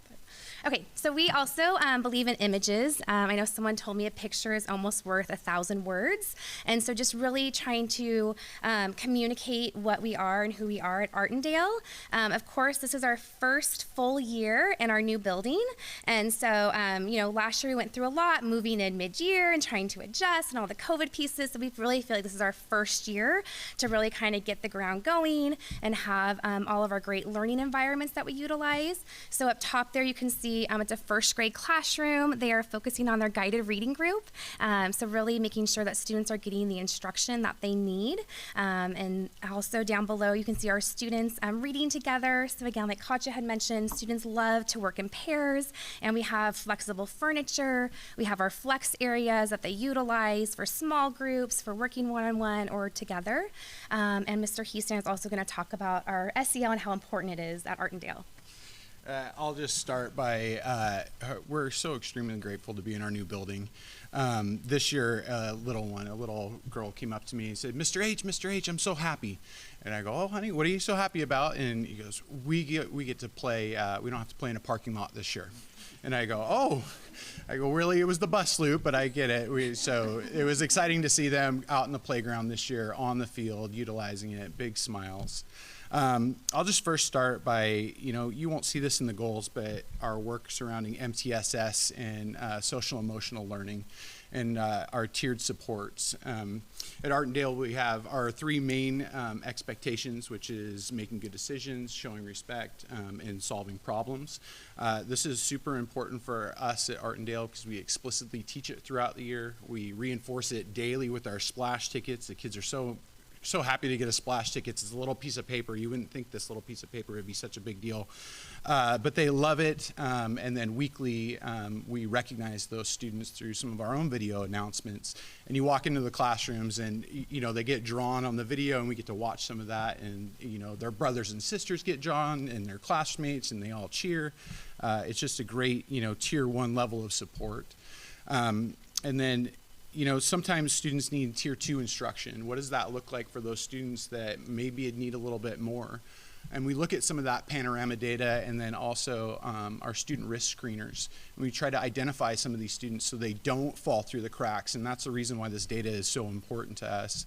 Counselors and I and Jessica work really hard to try to identify these students with parents and teachers and what supports that they might need. Check in, check out. They might need specific behavior goals, and then just those daily positive reinforcements. And we've seen great growth, especially when we get these students K-5. By the time they reach 5th grade, you're like, oh yes, you're going to middle school, and you have the tools that you need. And none of that would be possible without our team at our building. You think that classroom teachers and counselors are the ones that, myself might deal with just the behaviors, but it's our, librarian, it's our health tech, it's our nurse, it's who else? Custodian. Yeah, my goodness, Howard is amazing with some of our kids. It's our paraeducators in the playground. It's everybody that is believing in our systems of support that really, I think, makes it great. And then establishing these strong behavior supports is going to lead to, you'll see some of our academic growth.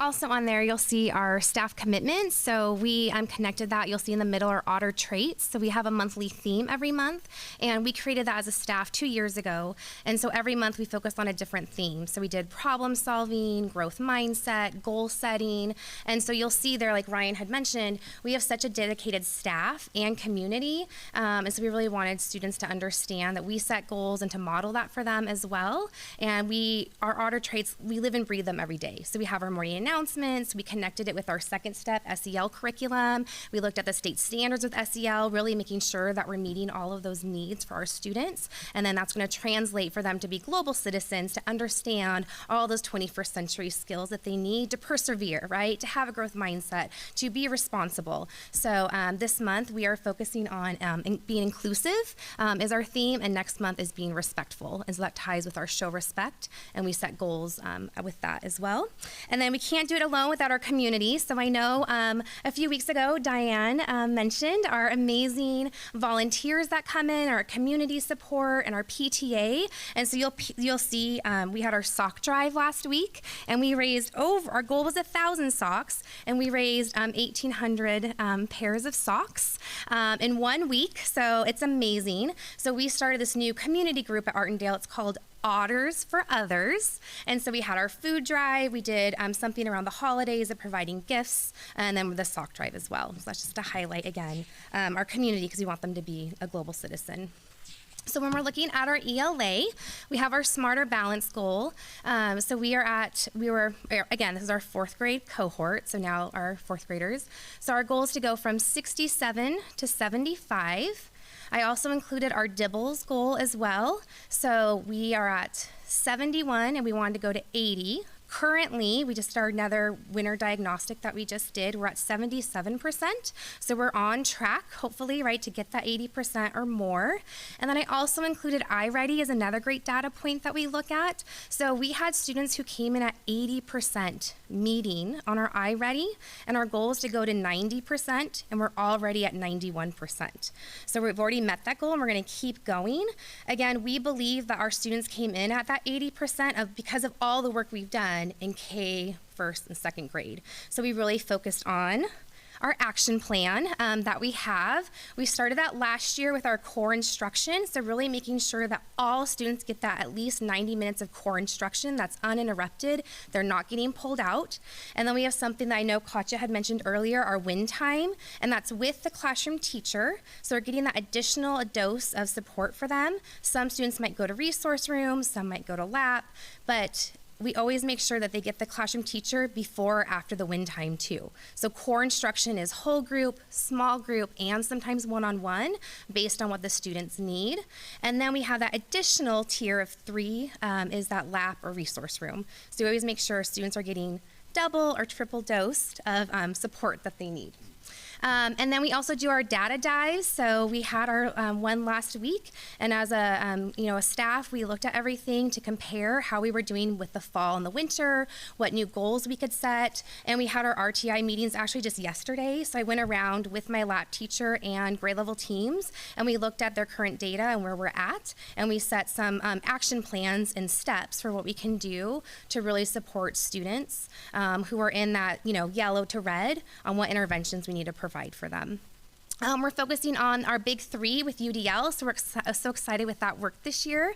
So we're focusing on those learning targets to make sure that students really understand what they're learning. They collaborate together, and they're a community of learners, and providing those flexible means so students have opportunities to reach that goal, but in flexible ways to really honor them and empower them as learners.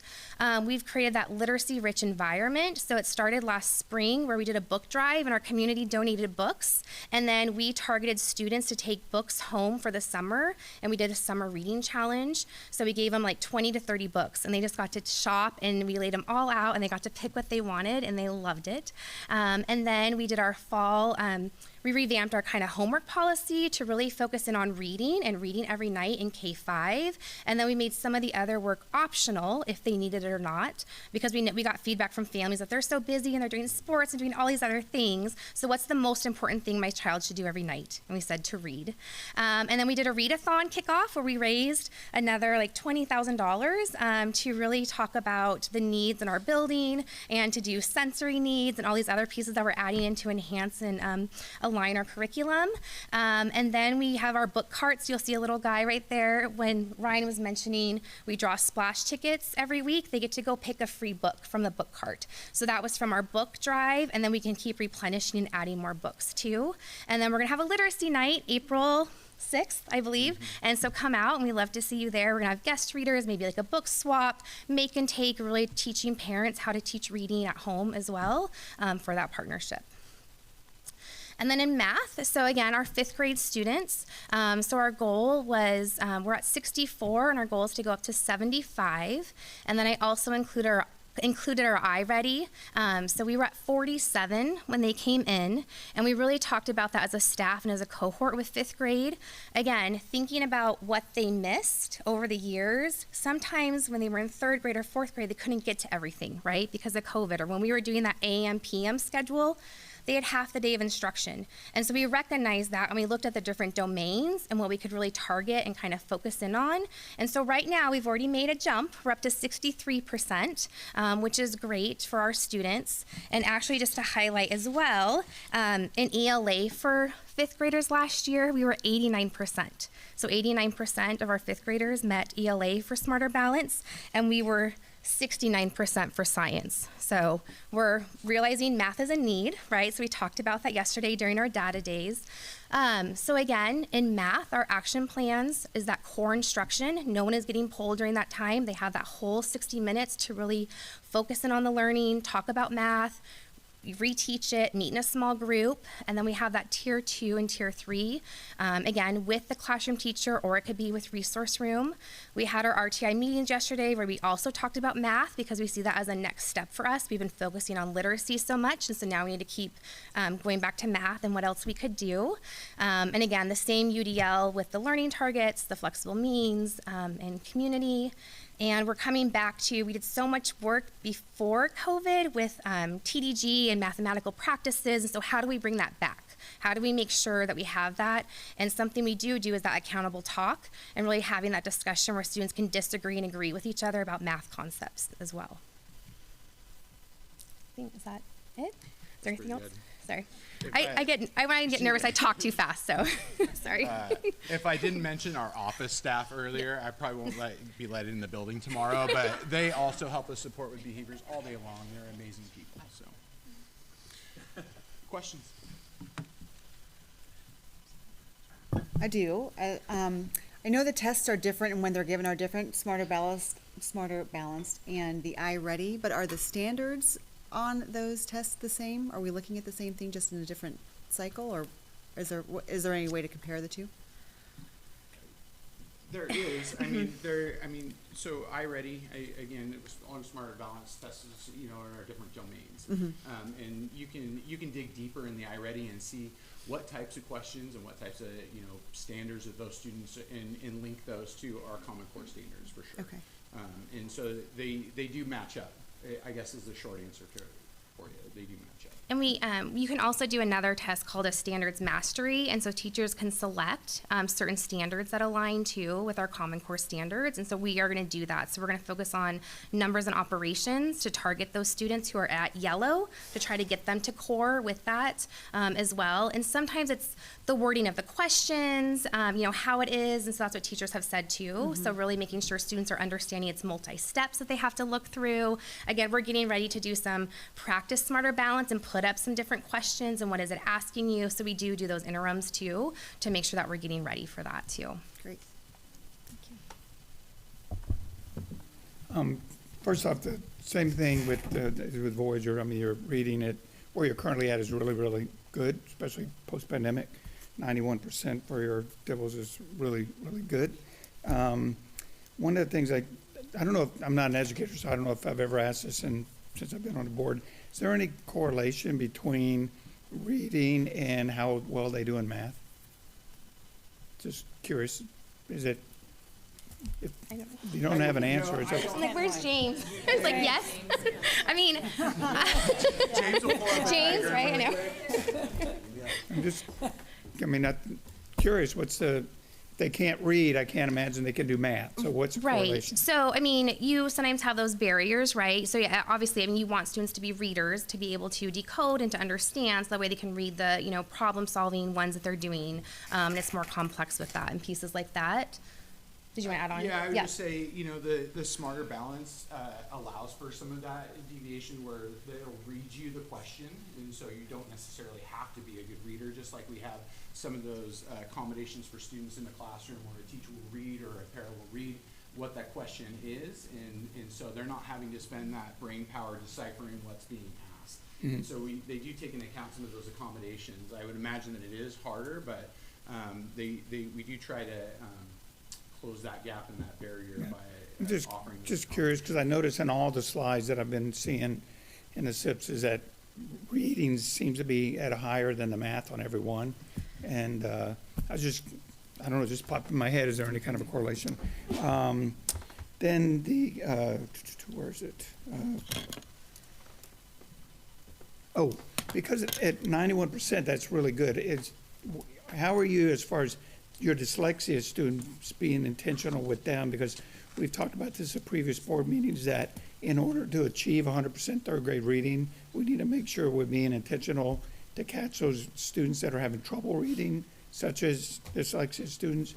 How are y'all doing that in an intentional manner, if I can ask?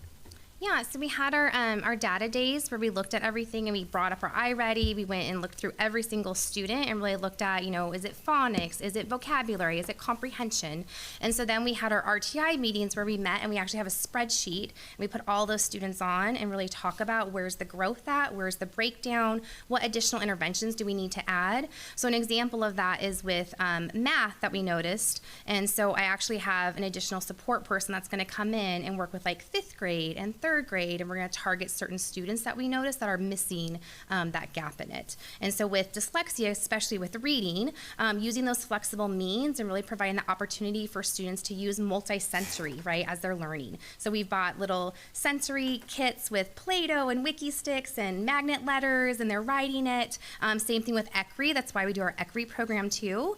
So we have that with K3, where teachers are intentionally teaching all those phonics and phonemic awareness and doing that. And so we add in body movement and skywriting, right? Because we know all those things are research-based to help with the students with that too. And then tracking, like you had mentioned earlier, about the cohorts, right? So currently, our 1st grade students, none of them are in red. So we have them either at core or they're in strategic, we call it. And so they're right there. And so we're really watching that growth with them. Overall, again, we were at 13% in red as a school. Now we're down to 6%. And so again, we're watching those trends. We're noticing the students and breaking it down from that higher level to grade level to the individual students. Good. I just noticed we don't have dyslexic parents come to school board meetings, so obviously the school district is doing something right, so I'm happy to hear about that. And this might be for James, I know you mentioned before that OSPI data lags, and you don't have to come to the podium if you don't want to. I'm just saying, are you tracking like real-time data to where we are compared to statewide, like other school districts? Or is it too early to be able to tell, are we ahead of schedule, or are we ahead of other districts in the state since OSPI lags in their data? Yeah, we have some groups where we can kind of get an informal sense of where some other districts are doing. Measures like DIBELS or iReady, other districts use those measures as well. Alternately, they'll use some other tools that we can kind of look at how connected are we doing. And so we get kind of an informal sense of that in some cases. One of our vendors, the iReady folks, are pretty good at, they know I'm going to ask them that at least twice a year. And so they kind of prepare something for us to look at how do we compare to other schools. The short version is that in reading, every one of our schools is a high growth school compared to the national norms. Again, every one of our schools is a high growth school. That's great. It's great. Yeah. You have to sign something. I know. Like, wait for the shoe to fall. That's great. That's great. Thank you. Thank you. Okay. This on. My ears really perked up when you talked about your literacy night, and you talked about that you are going to have a station to talk with parents about some strategies for helping their children. That is really, I'm really excited to hear that. I found with my own daughter, particularly, actually not so much in reading, but in math, because things are taught differently now than when we went through school. Probably, I think, from the parent perspective, one of the biggest tools that we could have is to be able to align what we're doing at home and how we're helping at home with how you're doing it, because it's different. And I have been told multiple times, I'm doing it wrong. Me too.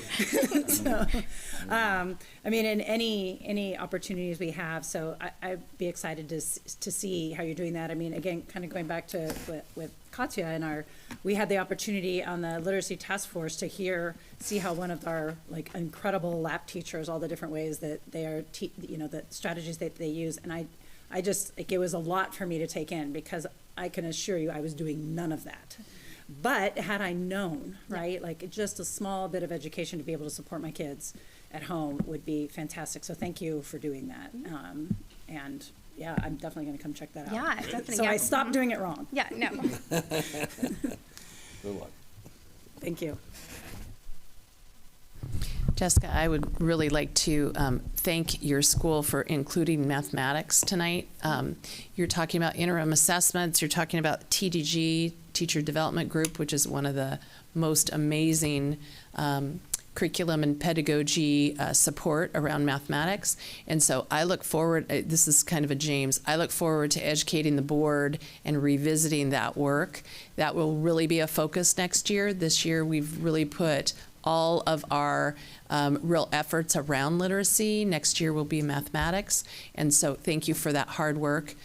Interim assessments and understanding what those are aligned to the SBA. So thank you for that and bringing that up. I think you're the first school that has at least brought that up. I know that that work is going on in all the schools. So thank you for that.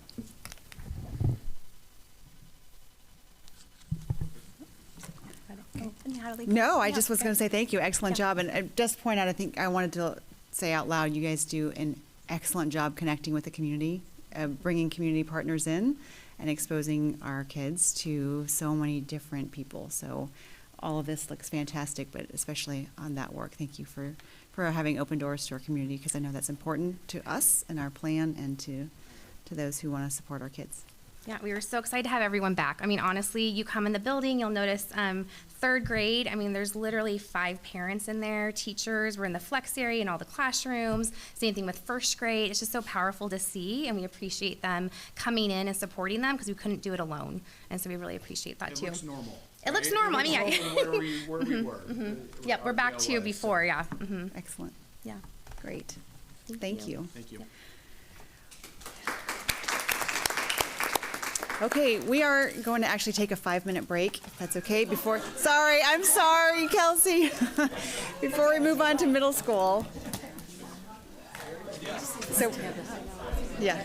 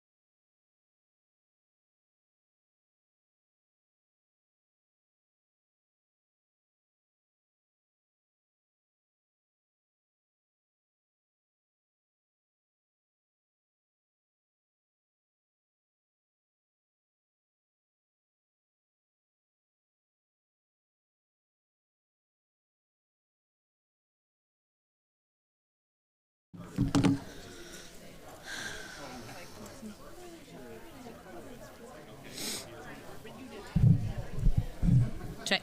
Is this like? Check.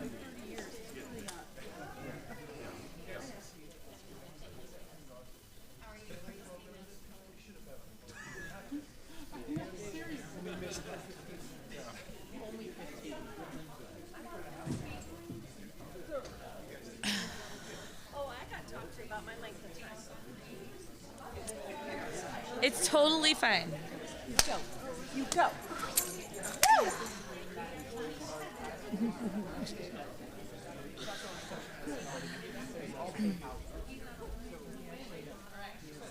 Okay, if you can hear my voice, clap once. If you can hear my voice, clap twice. If you can hear my voice, clap 3 times. Excellent. Okay, thank you, everyone. Thank you. No problem.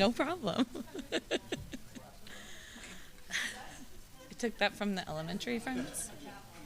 It was definitely not something I normally do. Class, you say yes. Yes. Oh, I have no. Okay, you'll have to train me up on those ones. I don't know.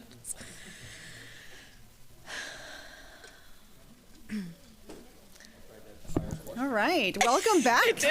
No, they were like, what, Chuck? We've all decided we're going to start with clapping next time instead of the gavel, Fantastic. if I can remember.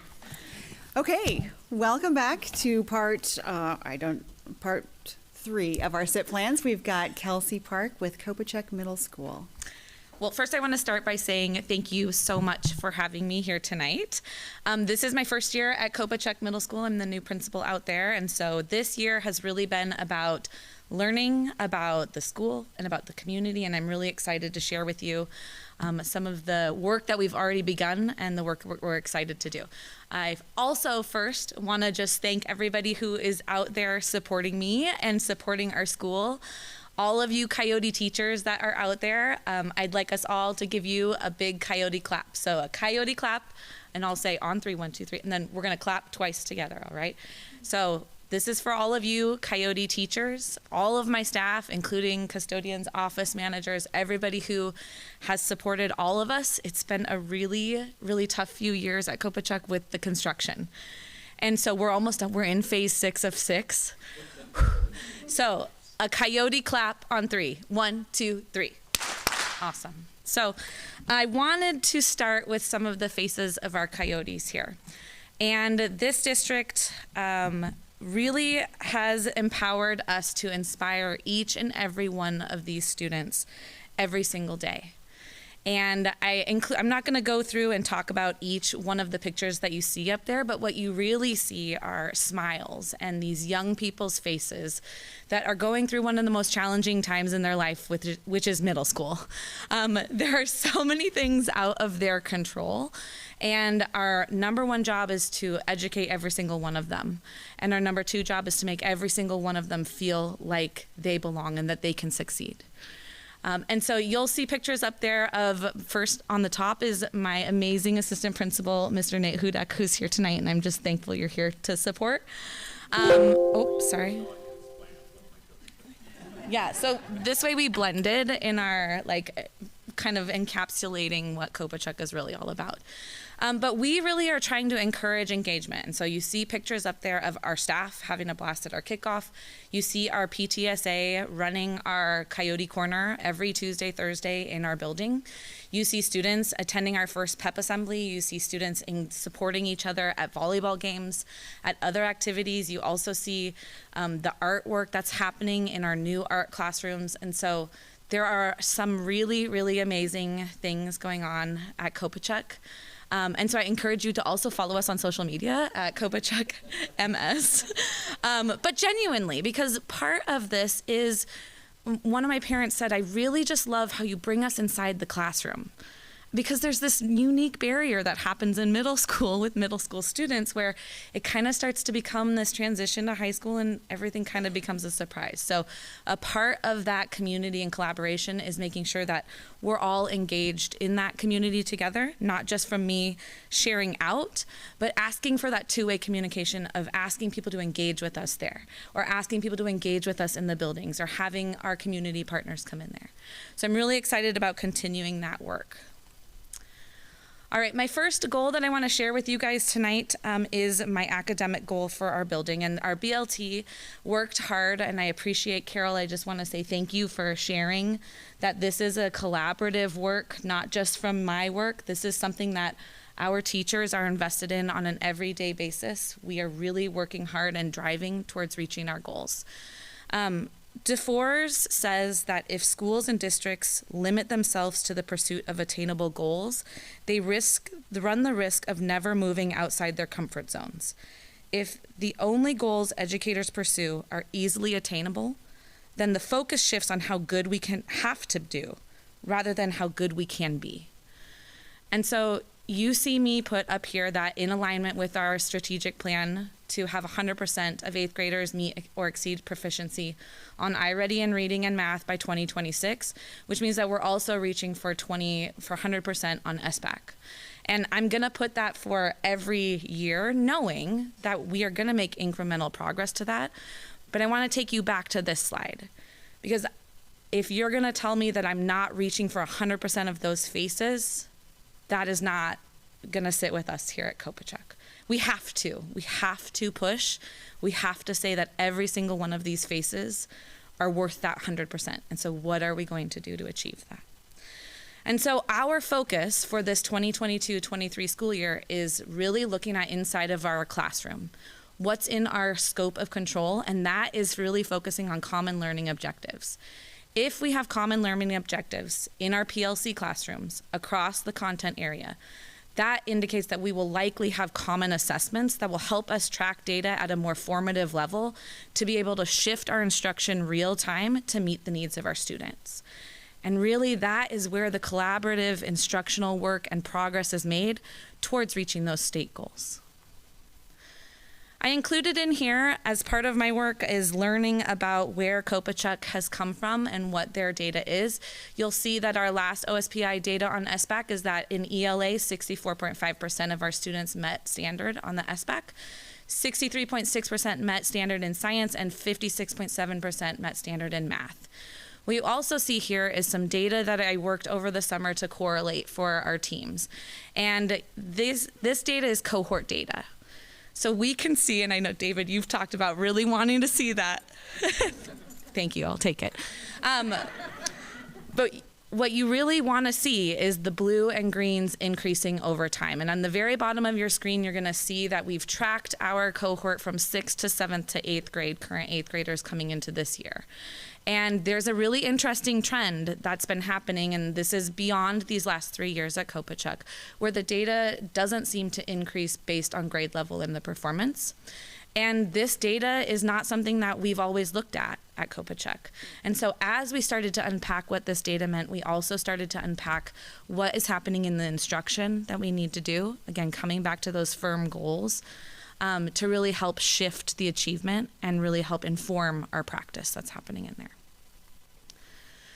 So this has a lot of words on it, and I'm not going to go over every single word on here. And I've also included 2 graphs from our iReady. So our action plans and measures to meet this, our PLCs are working first on learning about each other, establishing really great PLCs that work at looking at instruction, but they can't do that until they really define their own team goals. And so our PLCs have started creating SMART goals, which they are going to give each other feedback on at the end of this month, to really say, how are you going to start moving the needle and how are you going to start increasing the achievement? Those SMART goals are going to help inform our next steps in the strategic planning up to that 2026 marker so that we can reach that 100%. We can't do that unless we know where we are, what systems are in place that are working, and where we have areas of growth. And those have been my 4 continuing questions that I've continued to ask the PLCs and our teams as we've worked through this year. We also are looking at a common grading scale. We've started that work last year. Nate led that work in the building with Heidi on eliminating the zero, so that we really are looking at students and what they are achieving, what their grades are telling us in their content mastery. We are aligning on best practices for iReady implementation. So we just had the iReady trainers come out and walk us through how to really dive into our data. I honestly watched Abby's presentation last week and watched her talk about growth that students were making in her classes. And I said, I'm not sure what that means. And what we learned is at January, we are 50% through the year. And so students, if they're on target to make their 2 ranges of growth, if they're on track, they should be at 50%. Well, Kopachuk this year, already at our winter marker, is at 66% in math and 75% in ELA. So we are able to see that the instruction that we're focusing on is already growing students faster than it would be on track at January timeline. So we know that those are really good indicators, and if we know the data sets that we have with iReady, then we can make more informed decisions about where we strengthen our instruction, which is where we're gonna really lean into UDL. Really, what does it look like to give access points to every single one of our students in the classroom? Every student that's sitting in front of you. How do we help them access that content material at their level?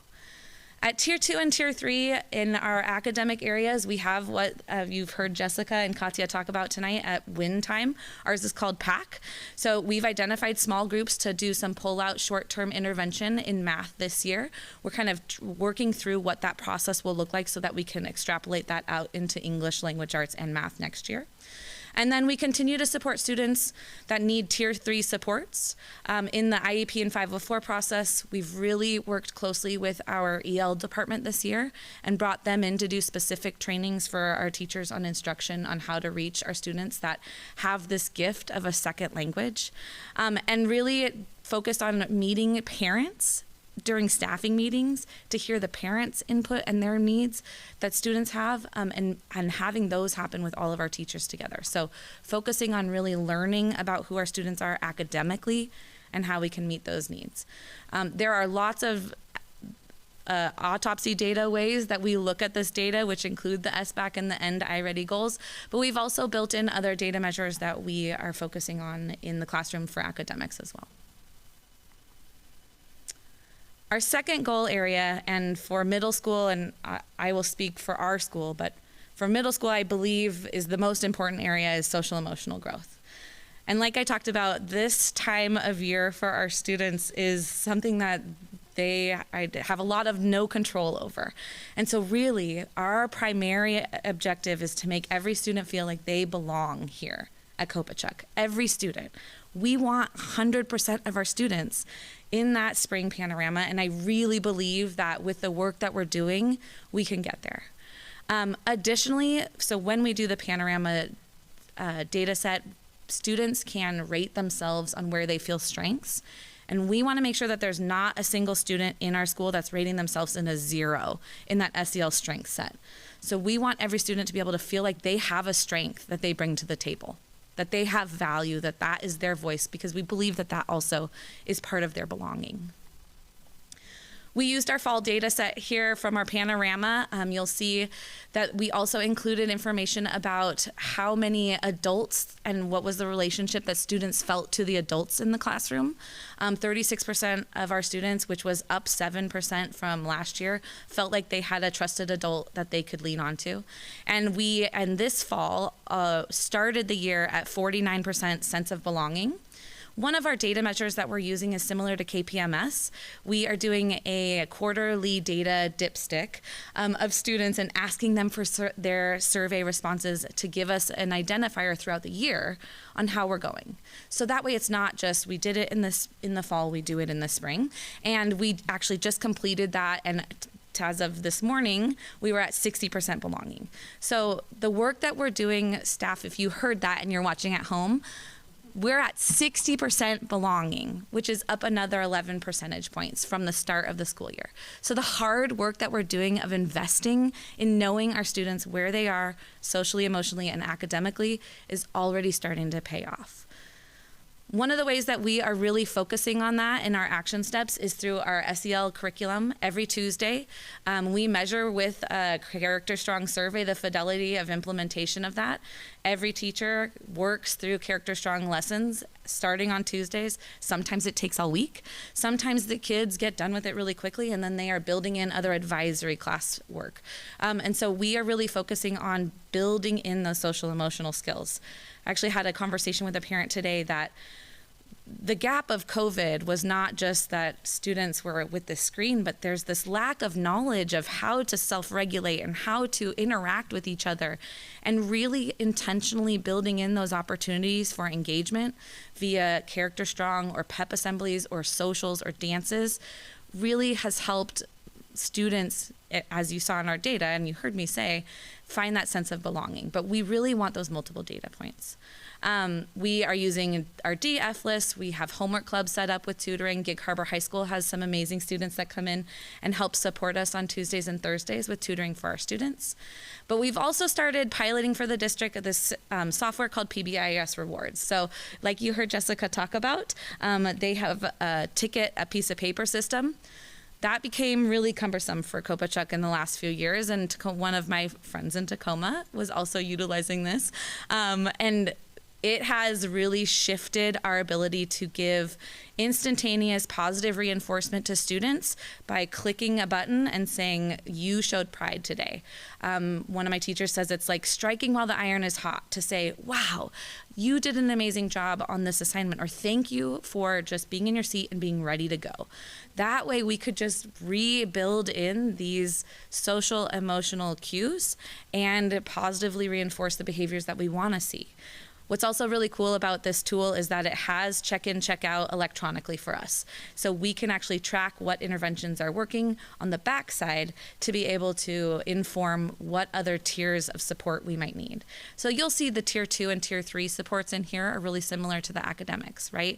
All of our students should be given the most access at that tier 1 level, and then we are specializing down based on the students' needs at the tier 2 and the tier 3 level. And then those students can move in and out of those things, which is super important for us to remember, that our students are not tiered, they need tiered responses. And that's part of the work that we're doing in RTI and MTSS at Kopachuk. These are all of our measures with SEL. And like I said, I think that this is the most important area for us to focus on, because it also, if a student wants to come to school every day, they are more likely to pay attention in class because they're there, and they want to be engaged in what's going on there. So their academics, there's a correlation. So you see our list, but I also want to point out on here so you see one of our PTSA volunteers who's running the store, utilizing our software. You see our wrestling team coming together in our brand new gym. You see our custodian. We also are looking at SEL supports and belonging with our staff. Because if our staff feel like they belong and there's a connectedness, their students will feel like they belong and there's a connectedness. There is a correlation to that. So you also see Majestic King Coop Diggity up there, who is utilizing one of our rewards, which was royalty for the day. Yeah. So I just wanted to finish up. I hope I stayed within my 12 minutes. You can let me know, James. James was timing me. With coming back to these pictures here, and there are many more pictures and faces like this that you'll see for Kopachuk, but really, again, our focus is to make sure that each and every one of those students learns at the level that they can, which is to be 100% successful. So, are there any questions?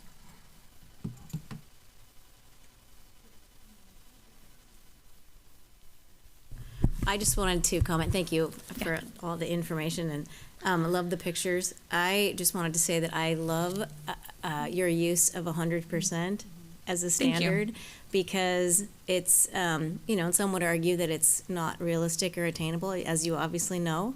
But we had great discussion about this as a board regarding graduation rate and what do you put in the strategic plan, and then I also love how you went back to the pictures, because what we always came back to is if you go back to the pictures of the kids, as Carol pointed out, there's statistics and there's academics and there's all the things that are important to have as goals and benchmarks, but every single one of those, really it's a child behind every one of those percentage points. And to go back to the pictures and say, okay, which of these kids are not going to graduate? Or which of these kids do you not believe can achieve? And the answer is none. We got to believe that they all can achieve. So, yay for you for actually putting it in the plan. Thank you, and that's the work that we've really been doing all year. Is we started in August with every single face of our students that had a SEL status of 0, and we started with all of them so that we knew who they were, because we have to know who they are in order to really truly make that happen. So thank you, I appreciate that.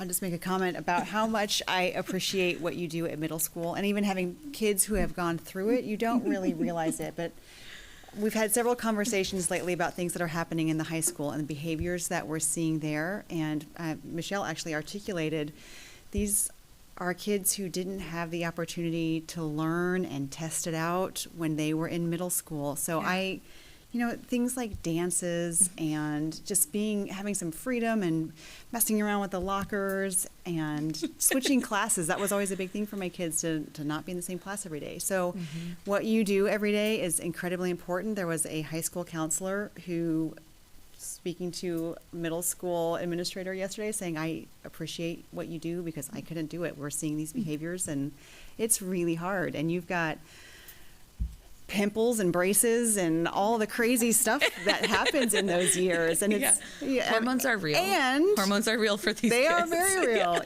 I have 2 kids who were COVID middle schoolers, and I kind of see a difference between them and their older brother, and that you're still able to focus on all of the academics and not make excuses for where they are or what happened over the last couple of years, but hold them to a high standard and make them feel included. It's a lot of work, and we appreciate it. Well, and I want to reiterate that it's the staff who's really dived in and said, okay, and Nate can contest to this, that some of the things I come at them with are a little crazy. I'll say crazy is the word for today, but they go with my hopes and my dreams, and because I think that it really is their hopes and dreams. And we did have a really real conversation about why not 100%, and really uncovering the fear that's behind that, right? And just saying, like, yeah, we might not reach it.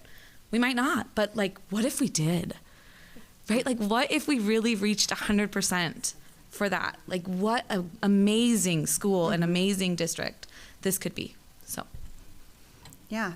Thank you. And coming in during construction and taking it on, that's fantastic. We're all very excited for it to be finished. I'm going to give a shout out to Nate as well. We were at a conference with a fantastic guest speaker in November. And it was, we all wore because kids shirts a couple months ago. And so he was going through, if you're going to make a strategic plan and say something like every kid, every day. And we were like, oh, that's ours. He said, unless you put the words by name after it. And my mind went exactly to you, Mr. Hudak, because you do know every kid every day by name. And I, as a parent, I can attest to that. And I see the way that you walk through the building and you know those kids. And to be greeted every day by name is something that's really valuable. We know that's important. So thank you both for building a school and a culture that does that. Super proud. Thank you. You're welcome. Can I do one more coyote clap on 3 for the coyotes? On 3, 1, 2, 3. Thank you, guys.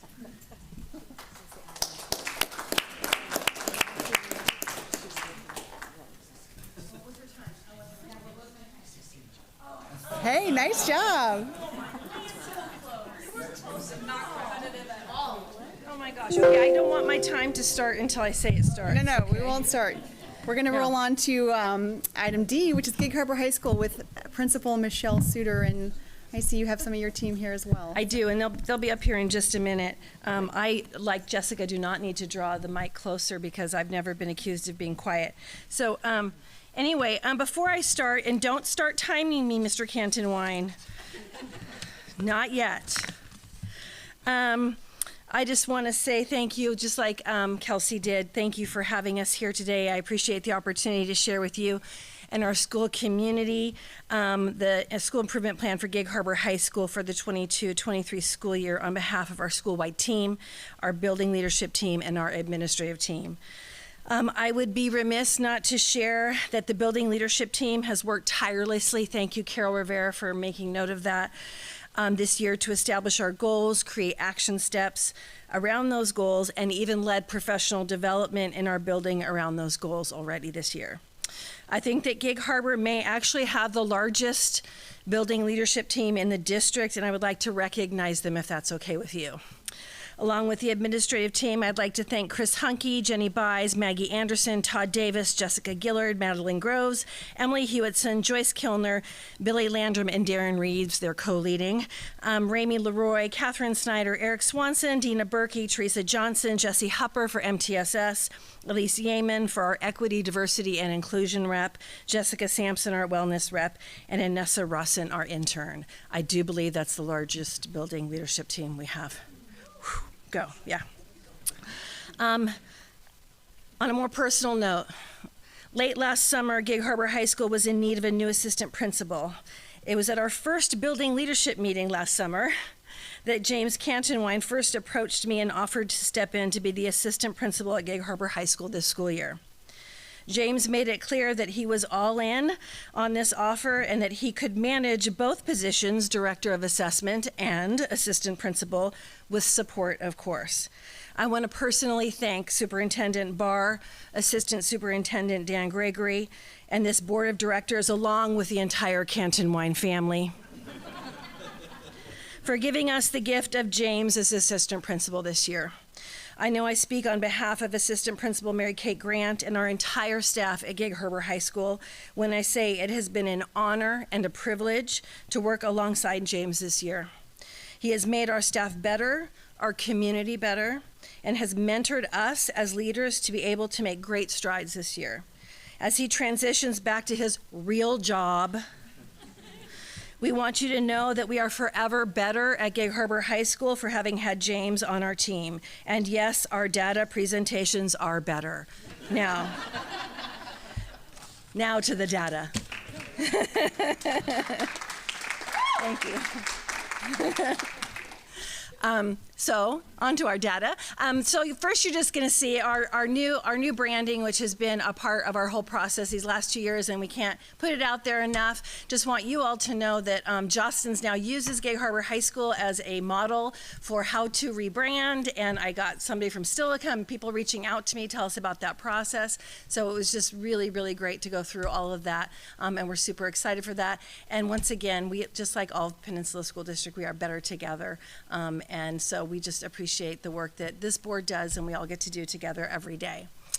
So our goals, we have our academic excellence goal. So our goal is by June of 2023 that our Smarter Balanced proficiency rates will increase by 4% in ELA and 13% in math from our 2022 scores.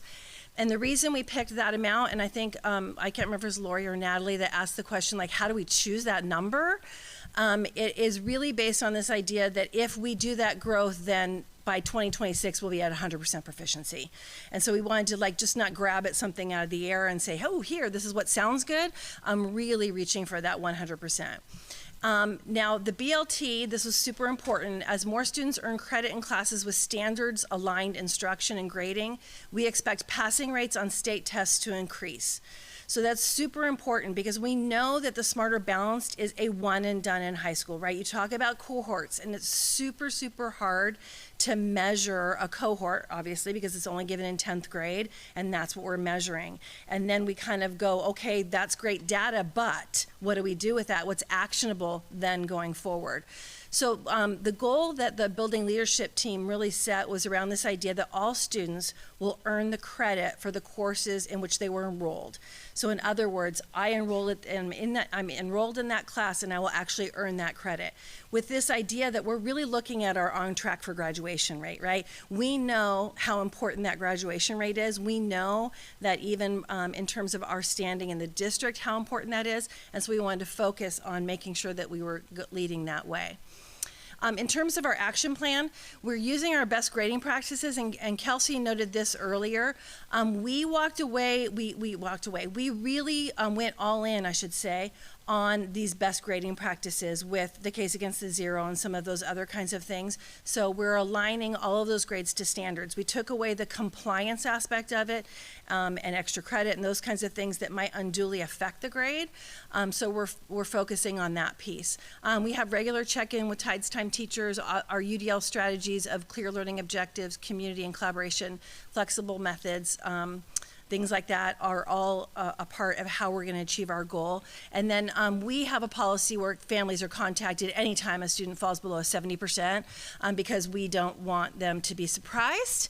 And even though we have constant access to that and we know it's almost like you can get it in a heartbeat, we also just know that that proactive approach, letting parents know when kids are starting to slip before they actually get to that point, is super, super important. So that communication is really key.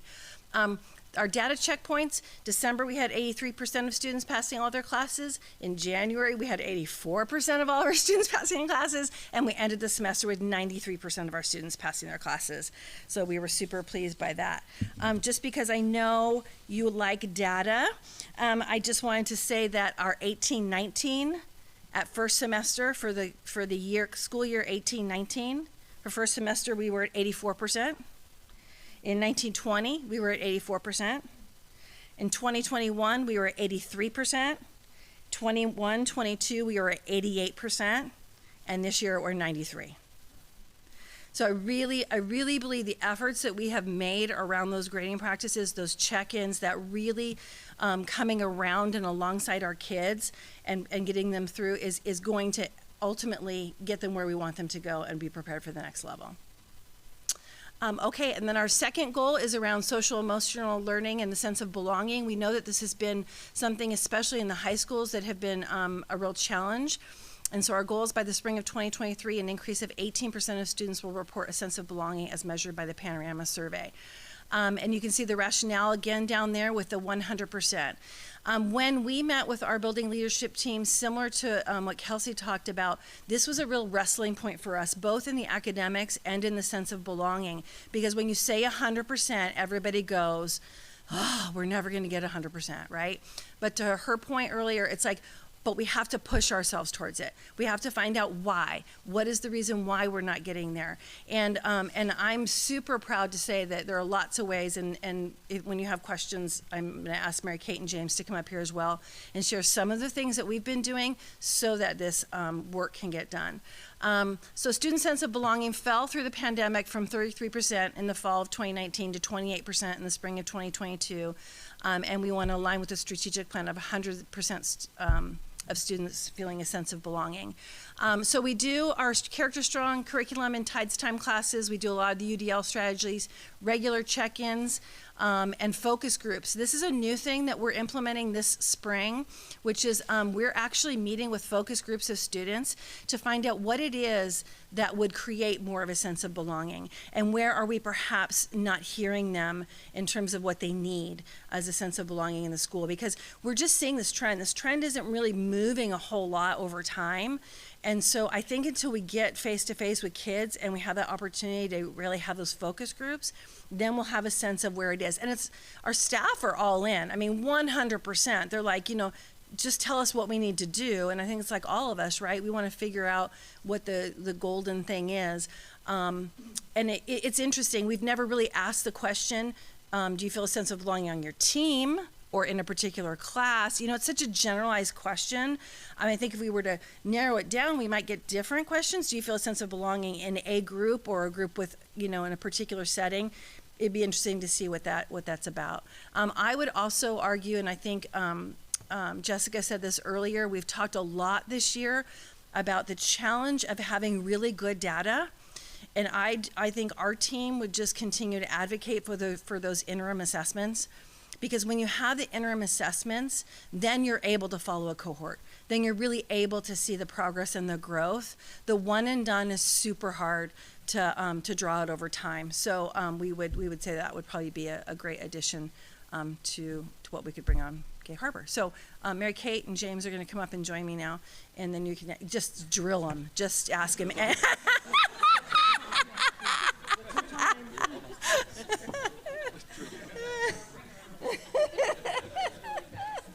I went fast so you could ask questions.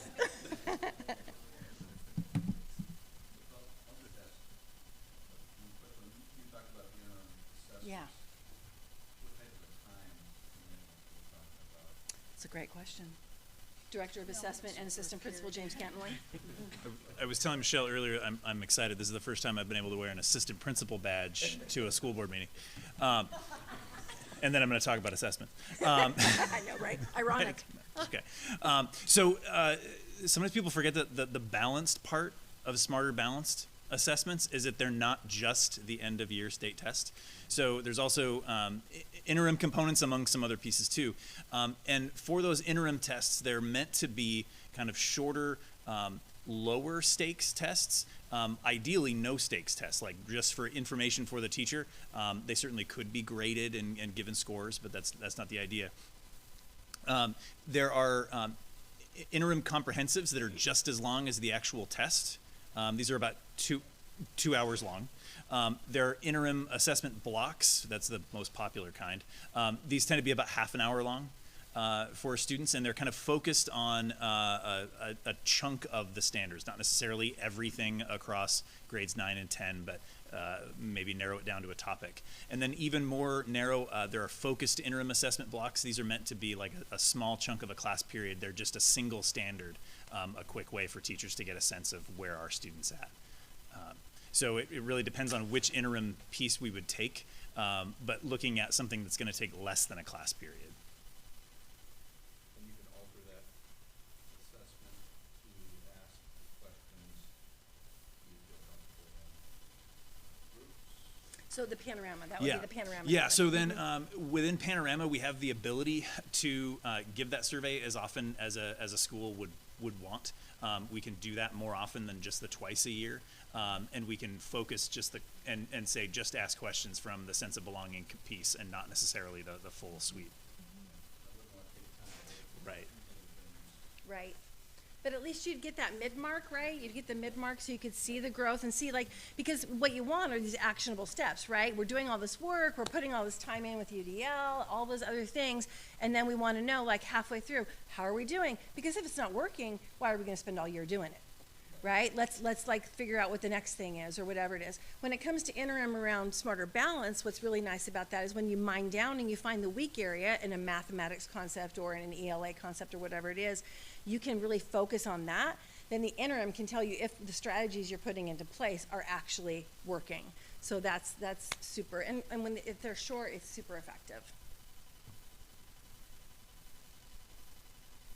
Building off Chuck's question, is this something, these smaller interim assessments, sort of as you've described, is this something you've been doing or you're starting?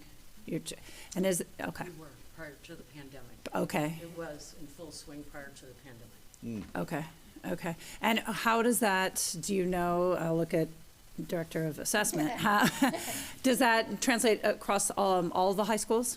Or is that just, are this, because this does seem like this, again, talking from the district level, like if we're doing it at Gig Harbor and it's showing some promise, I would think we'd want to be doing that everywhere. Yeah, really starting in the spring of 2020, we saw use of that tool kind of drop at all grade levels and at all sites across the district. Not necessarily to zero, but the teachers were not getting in the habit of assessing those things, particularly through remote learning. The tool's not well suited to that environment. And then it's one of those things where folks haven't necessarily picked the practice back up.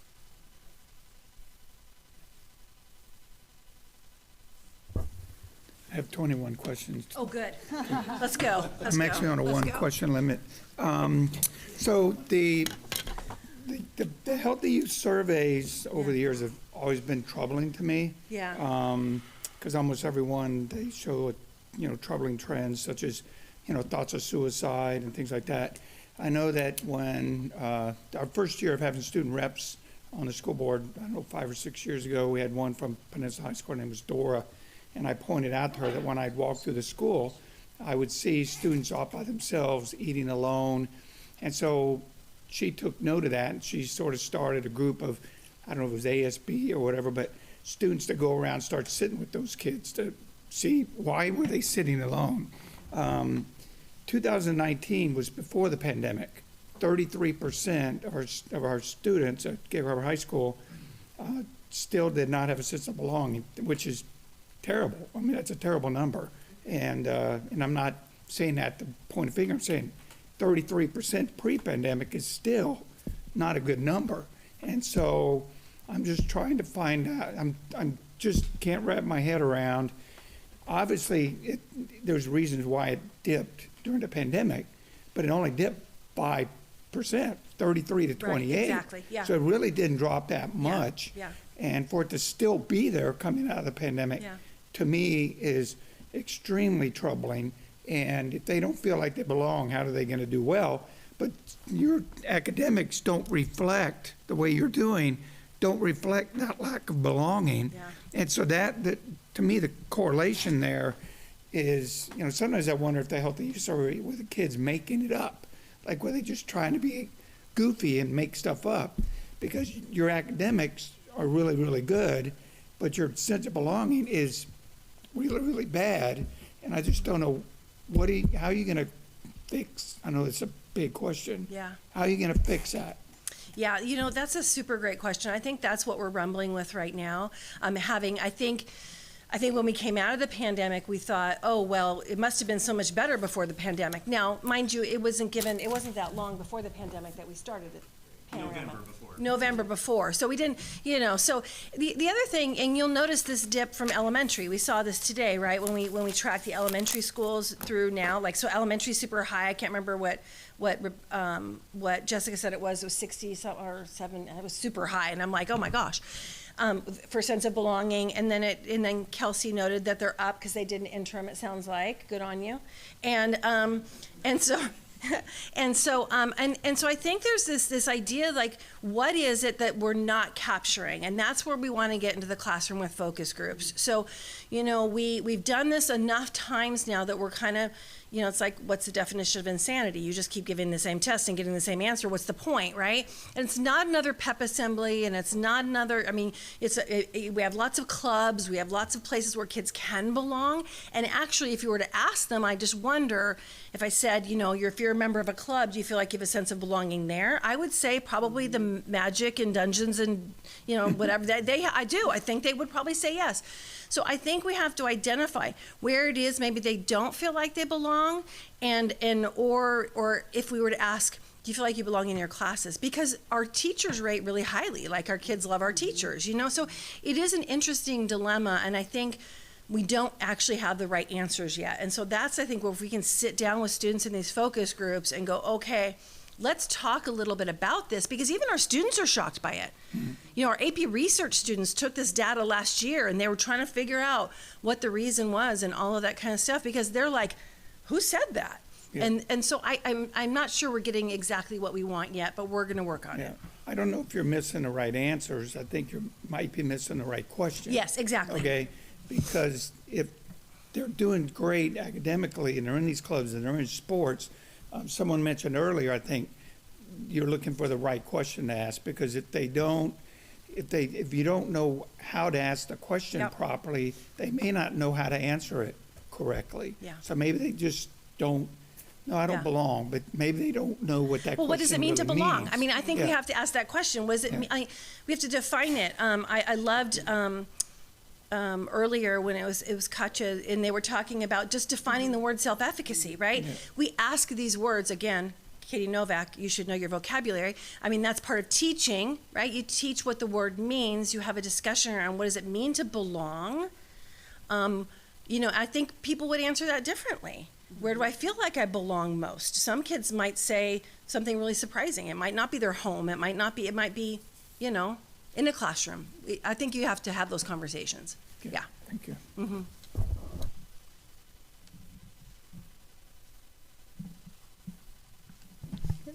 I was actually going to say just that. Maybe they don't define it the same way, and now my kids really hate when I use them as an example. So not specifically, but I ask them these questions, and belonging can be interpreted as this is where I want to be, and no, I don't want to be at school. But I would say those who say they belong, I think you have students who really belong. They identify so strongly with that. So I think that's not a piece to overlook either, that those who really find everything at school, you provide it there. And maybe it's just that portrait of a student and what that's defined as. There are some people who fit in that traditional, really, really killing it in high school, and some who just don't really get that piece.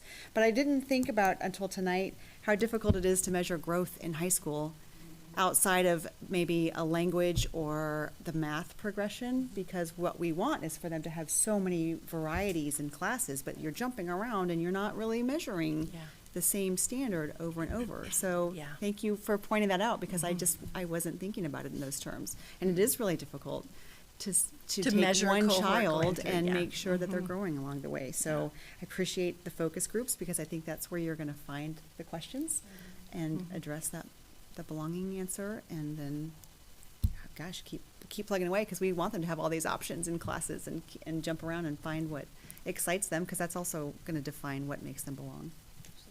Yeah, go ahead. It's been really fun listening to our student reps when they're here, and also just a couple of meetings we've been in with. You were at one of them at the school with the kids.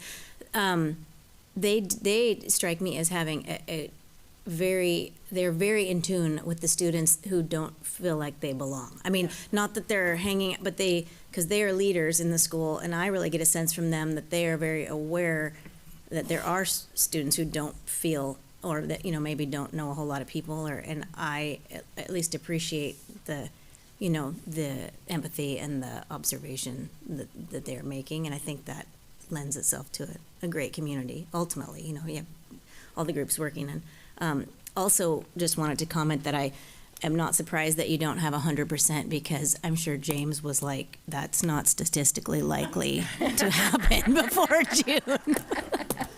But he gave into it. Well, that could be James. And I also just wanted to thank you, James, for stepping into this role and taking this on this year. Appreciate it. Yay. Thanks, team. Thanks, guys. Oh, okay, no, did I sorry. go over? Oh, is there another question? No, ask Mary Kate the question now. She hasn't answered one question. Mary Kate, it's your question. Sorry, I'm sorry. I'm blowing it here. Well, this has just kind of got me thinking, again, since we had the director of assessment, and this is a puzzling, high school is so much more difficult to measure in both academics and in social emotional. So, I think about back to our athletics presentation in December, where there are things like that you can measure, like percentages of students who are playing a sport, percentage of students who belong to at least one club, and those, and I think, as I've been listening to you all talk about trying to puzzle out, what does belonging actually mean? I mean, it makes sense why in high school you're not going to necessarily, when you are coming into yourself as an individual and you're self-segregating into your little tribes, right, into your baseball tribe or your drama tribe or your whatever, that's a very different, stronger piece of identity than the whole school. Right. Yeah. And so how do you capture that with the general word belonging? So it's nice that it's fantastic that you're doing those focus groups and actually having more conversations. And so maybe a more valuable measure or something to at least that equally does line up with panorama data is just those straight up numbers about how many kids actually have a touch point through a club or a sport or something like that, because it blew my mind how many kids are involved, right, in these programs. And so I think that serves as an important counterpoint to keep in mind when you see like a 30% sense of belonging, right? Anyway. Okay. Yeah. Thank you. You didn't need to answer a question. I can do a shout out. Thank you. If I went over, it's not my fault. Thank you. We usually blame it on David.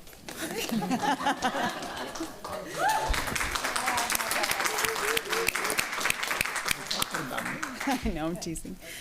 Okay, moving on. Item 7, we have no old business, but we have something new that we're introducing for new business this evening. And as many of you are aware, we do have board policy about how board members participate on different committees. And as our responsibility to those who have elected us to represent them, we want to be very transparent and be able to share out in a way publicly about what we do outside of this meeting. We do participate in a lot of other activities and committees, and we get to sit in and see what's going on in the school district. And so we will report out on the committees that we have participated in. And so sometimes there will be no report, or that committee hasn't started yet, but we thought it was important to share what we do outside of this meeting. So this is the first time we'll do it. I think really if everyone just briefly mentions what committee you're participating in, what maybe the goal of that is, and then if you have an update, if you've attended a meeting this month. So Chuck, do you mind if we start down at your end? Are you prepared to go? Sure. I have you down with the Arts Council and then KP Kids Providers, but if you have something else you want to talk about. Oh, thank you. Yeah, go ahead. Well, the Arts Council is, wow, we had our first meeting, so we're just organizing. Turn on my microphone, okay. So the Arts Council had their first meeting, and it's just organizing it, getting it figured out, getting to know each other. I'm real enthused. We've got a lot of great people on the council. We'll be bringing in more people from the community as we get organized, so anybody out there that's interested in this, I'm just really happy that we're looking at that need. Again, we talked about what is arts, and arts are everything from music, drawing, all the basic things, but also dance, and some could even include some of the sports that we do as arts. So arts is pretty encompassing. It's one of those things that I call it a hook to get the kids interested. You know, it's one more of those things that we can get them in, and then you can teach them math, right? So it just started. I'll go quickly. KP Kids, so there's another group out on the Key Peninsula that is an organization that meets monthly. It's a collaborative group, so communities and schools and all the local Key Peninsula groups kind of come together and collaborate on what's needed. So we've got Children's Home Society, the Mustard Seed Project, Backpack for Kids, the schools, and I'm forgetting a whole lot of them. Hands-on Arts, anybody that's interested out there that could benefit from networking, basically. So it's been a great group to share information. So happy to be part of that.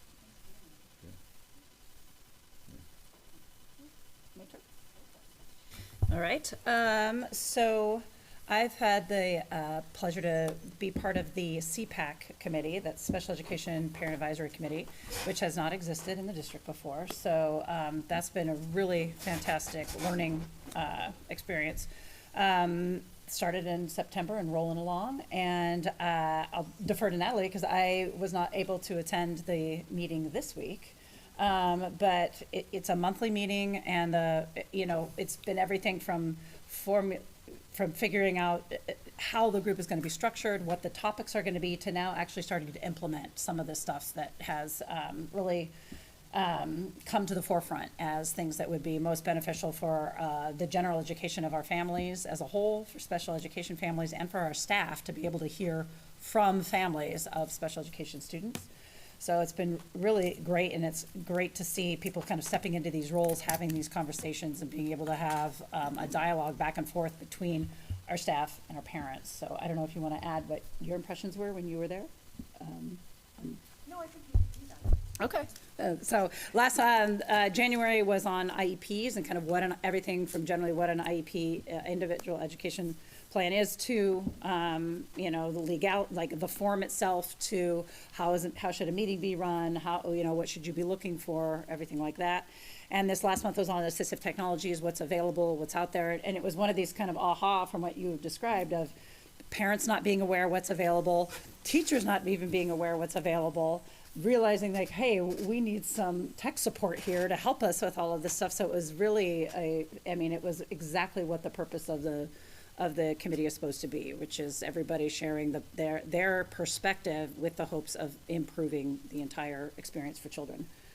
The other one, just my work with the ongoing sort of facilities committee. I had the pleasure with just 24 hours ago, met with PennMet Parks Commissioner and the newly formed Peninsula Youth Sports Coalition. And if you haven't heard of that group, they meet once a month, and their idea is we have so many youth sports providers in, that service around the Peninsula School District boundaries, from youth football to soccer to, help me out, lacrosse, baseball. I mean, we've got so many clubs. And between the school district and PennMet Parks, those are the primary providers of the facilities for these kids, for all of these groups. So the idea is, like, right now it is extremely fragmented, it's very difficult, and it's very cumbersome for communication, for reservations, for all of this stuff. So some really great people at PennMet are very interested in starting to come along with the district and start to have conversations about how can we do this better, more efficiently, more transparently.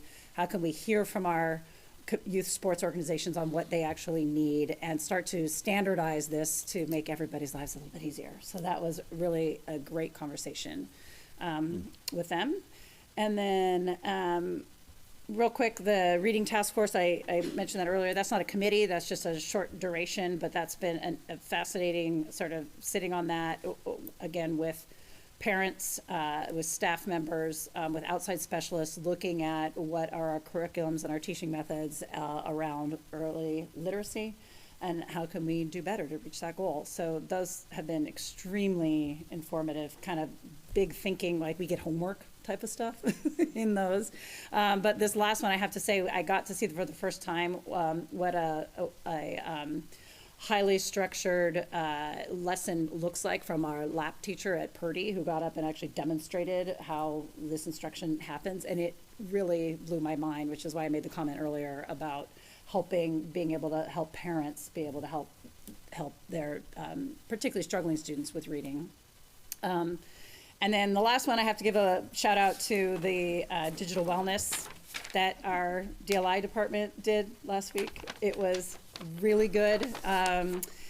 Chris Hagel came out, partnered with Jamie Lenker, counselor at Harbor Ridge, and so they really talked about, for the first time I heard, the connection between mental health, social emotional well-being, and digital life that our kids live in. And like OSPI got wind of it and showed up and was like filming it, so we all had to kind of agree to be on camera.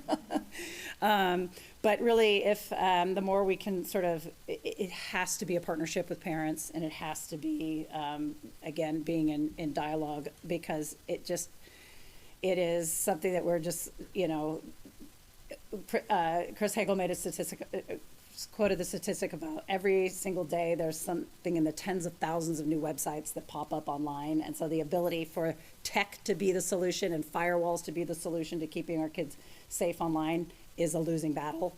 And so it really is that communication and learning together, and the fact of the matter is they know more than us.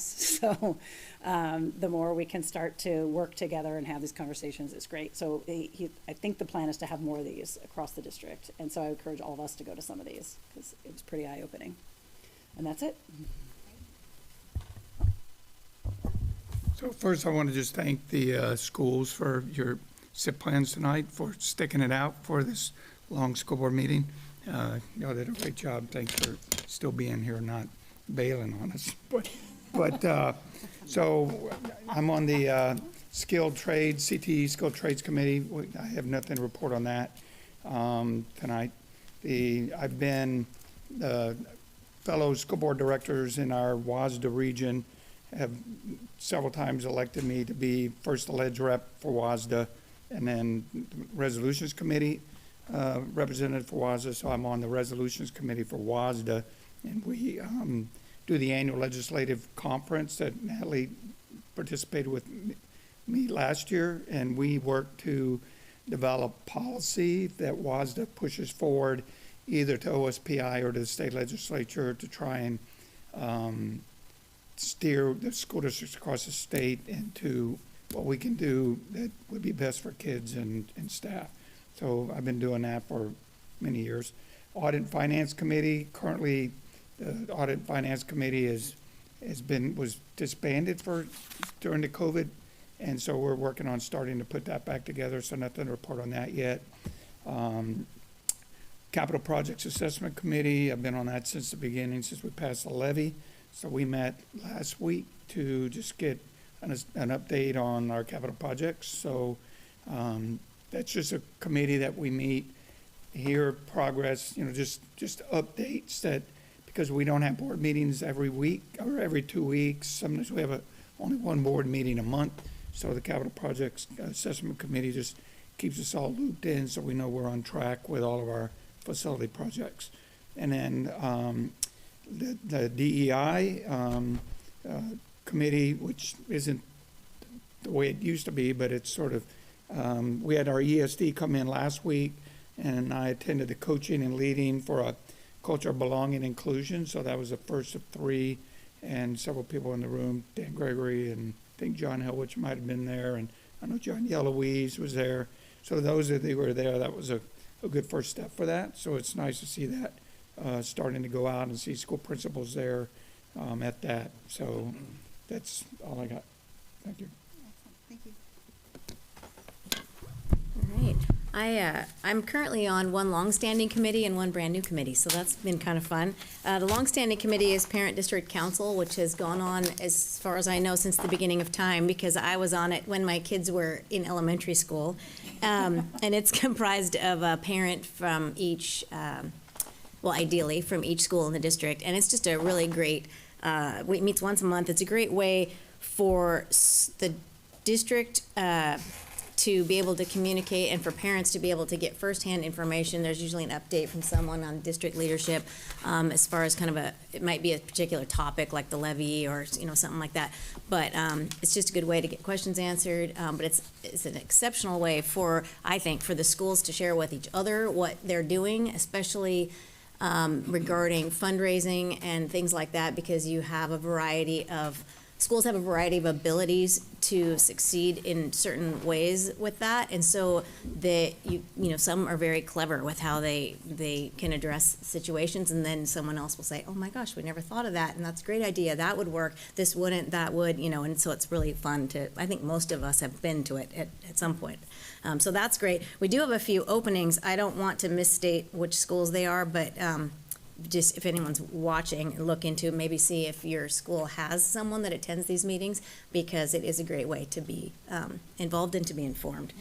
So that's one. And then a brand new committee, we were talking about, as I listened to all the schools tonight presenting about belonging, and just as a board, we talked about how important it is for kids to just be well cared for and feel safe and secure, and all the things that go into creating the environment where they learn and the academics happen. Superintendent Barr and I were talking when she first arrived about something that she had seen happen in the Bethel School District and also in Tacoma, where she had been previously, and that was an existing group of community faith leaders who met every so often to really just get to know one another and form relationships. And these are leaders from all over the community, but to be available if there are situations or just in general where sometimes, even with all the counselors that we have who are wonderful, sometimes there's just, the need is so great of just persons, on a particular day or something happens, and just for people who are trained in, just how to reach out to people, and not in any particular faith-driven way. It's just that, that is something that there's a whole resource there, people that are trained, and willing. And so we thought, wouldn't it be great if we could put together that kind of a group? We didn't really know what it would look like, but it started last spring, and then presented the idea to Michelle Suter, who graciously agreed to help head up this project. And so the group has a mission statement, which I'll just read real quick. PSD Faith Leaders' vision is to identify and meet the needs of the PSD community. We believe by partnering together, we can best meet the needs of all students, families, and members of the community. Focused on finding solutions to problems that directly impact our community, this group meets regularly to address specific needs. So that's been a great, really fun thing to be a part of, and just honestly forming the relationships so that when you do need something, you can, even if you could just text one person, and then that person will say, I can't come, but so-and-so could, and you can get some response. And so that's been great. And lastly, I was asked to serve a year ago maybe, as the lone school board director on the West Central District 3 WIAA board. So that's a really interesting committee, and it's almost all athletic directors, I would say, and administrators, but it's unreal the amount of work that goes into putting on tournaments and making all the things happen that I always thought just happened all by themselves. And so I always feel, anytime I can publicly shout out to all the people in leadership for WIAA, I feel I will never complain about a bracket again, even though I did earlier tonight to Dan. I take it back. Just one more. That's all. Thank you, Lori. All right, thanks, everyone. Quickly, I will say that I'm participating currently on the Multilingual Learners Committee, and that's exactly what it sounds like. We just determined a need for those families to have a place to come and ask their questions. And Jamie Croft has put together a fantastic program. So once a month it meets on the KP, once a month it meets on the Gig Harbor side, and it's just a place where families can come in and they just have questions. So one night we went over how to change the language on your phone in the parent school app to whatever the family's first language was. So I think, there were tears of joy. It was so great. But I think something that we determined from this group is that a lot of times we have children who are proficient in English. They don't need those services, but their families do. So this is another place for those families to reach out and connect that way. So that's been great. I don't do anything. I just watch and marvel at the work that happens. And then also, Lori and I have been working with our student rep program and our high school administrators and Dan and Creston to build something that really allows our students to engage and share their voice. We often go to WASDA events where there are kids who are in front of large groups of people sharing what they do, and our kids certainly can and should be doing that. So we're working this year to build something that allows them to shine that way. And David mentioned a couple of committees that aren't really meeting right now, so when Creston came, we really wanted to kind of pull back on some of the commitments that everyone had and really figure out what we need to do and what should be happening. And I just want to point out tonight that as we're talking about the committees that we're participating in, Creston, this is amazing because the DEI training is new, the faith leaders is new, the Arts Council is new, the CPAC is new, the Literacy Task Force is new, the Multilingual Learners is new. And we are going to be working on pulling back together a new and improved finance committee, a calendar committee, and redoing our curriculum. That's a lot of work, and it is directly driven by the strategic plan and addressing the needs of our community. So thank you for taking the time to pull back, and determine what we need. It is everyone who's falling asleep here in the audience will try to get out of here because tomorrow you have to go back and do all of these things again. So I'll try not to keep you too late, but really, really amazing work on behalf of students. So that's it for me on that, and we will move to Superintendent's report. Well, thank you for the compliment, but I do have to say that this is a team effort, and I have amazing people, as we heard this evening, and even the people that are not present that head all of those committees. There is passion behind it. I mean, I'm hearing from each board member that people are committed to the students, regardless of what department they're from or what program they are. So it's all about the people in Peninsula, really. I just want to thank the team and thank the community. We have, to this date, and we don't have to make this number higher. However, we have had 53 levy meetings as of today, and that does not include informal meetings as well for information only. I could not have done that work, and I did not do that work alone. I did that with the team. Many times we had to divide and conquer, but I have to say I have such a high-performing group. I just want to thank them very much for their hard work. There were evenings, there were very early mornings, there were weekends, and alongside that I would like to thank SUP and many of you attending. We typically would have a SUP person or a parent that would also attend, and they would give a different perspective. We hope the community feels like they got the information that they needed in order to make their choice. And just a reminder, Valentine's Day is just a couple days away. And so this evening, I think we heard examples through the SIP plans of how important our staff are and how important it is having social emotional learning and social emotional support for students, especially around the panorama data. So I just wanted to do a shout out for my team. I could not have done that without you.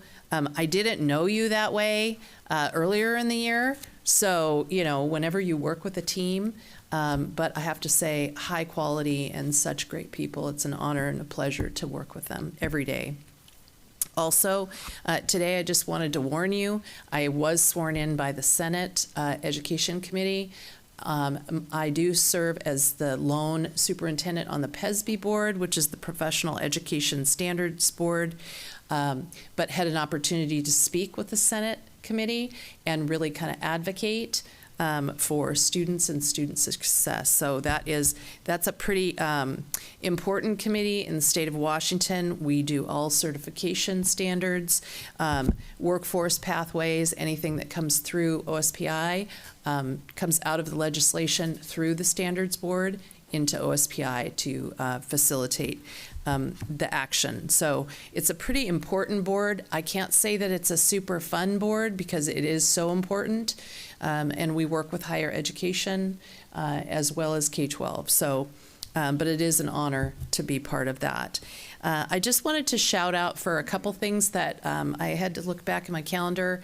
The unified basketball, I just have to keep shouting out that is quite an amazing program and just makes me smile when I think about it and I see it's on my calendar for this weekend, and I'm hoping to make that. But I know that all of you, Natalie, you and I had the opportunity to attend, and I know many of you do as well, but I just want to say that is really a special program, and I would actually like to see that grow. So anything that we can do, maybe think together about what that might look like, because it really has to do with volunteers, but I know that there's a parent need. I also, I have written down again, Lisa, about TK and all of your staff. Not just our outdoor transitional kindergarten, but the difference that data is making is really astounding, and we really should continue to advocate for that. I want to thank the team for this evening. What I heard is student-centered and success-focused, and I just want to thank you for combining the whole child into academics and social emotional, and you guys rocked it. So I just want you to know that some of your colleagues were texting me during the time saying that they don't want to do it now, next. So you can see me after, I can show you the text. Yeah, I know, they were your colleagues. So, and with that, I'm done, thank you. Thank you. Okay, we will move into board discussion and comments. Does anyone want to start? I'll just finish up on just a couple of things. Sure. Okay, there you go. We talked earlier about the partnership with the faith leaders, and I attended the elementary school choir concert at Chapel Hill. A great facility, and those kids, they just they bring tears to your eyes when you watch them up there performing, and it's beautiful. And so I just wanted to make that comment that Chapel Hill is just a great partner in the community. And I also, pun intended, I wanted to remind you that we are meeting on Monday night with Keepan Parks to plant the seed about an agriculture program for our district with the partnership with the parks. Cool. Pun intended. That's all I got. Thanks, Chuck. Yeah. Just go down the line. Sure. Not much more to add other than just an observation that a little bit in line with what you pointed out, Natalie, about the number of committees and that are forming to really take us to the next level with our community engagement, with our district priorities. And I experienced a similar type of reaction of realizing, holy cow, as I was looking through my social media feed, which is entirely schools and PTAs now. I mean, I wanted to take snapshots because it was just one after the other after another. I just came with Mr. Helwick from Purdy STEAM Night, right? And then and we just heard tonight about there's going to be an SEL night. We're going to have literacy nights. It's just one thing after another, after another, after another at our schools. And so it's not enough that they are, day in and day out doing, everything they can during the school day. They're extending that beyond, and with the support of our community. I mean, it was literally every single school. So it just was a moment of wow.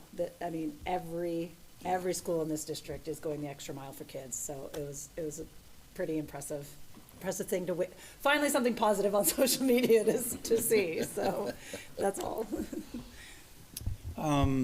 For me, a couple things. Just next Tuesday is Valentine's Day, but hopefully everyone will also remember to vote for that. And so there's a lot of work's gone in by everyone in the district and with SUP and everyone else. And hopefully people will vote. That's all I can say. Just please turn in your ballot.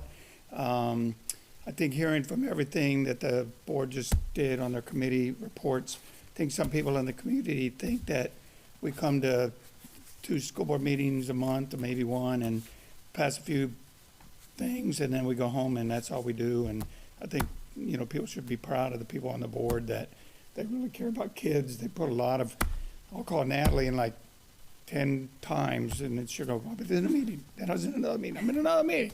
So, we are involved in the school district in our community, not just attending school board meetings. So we do a little bit more than just this.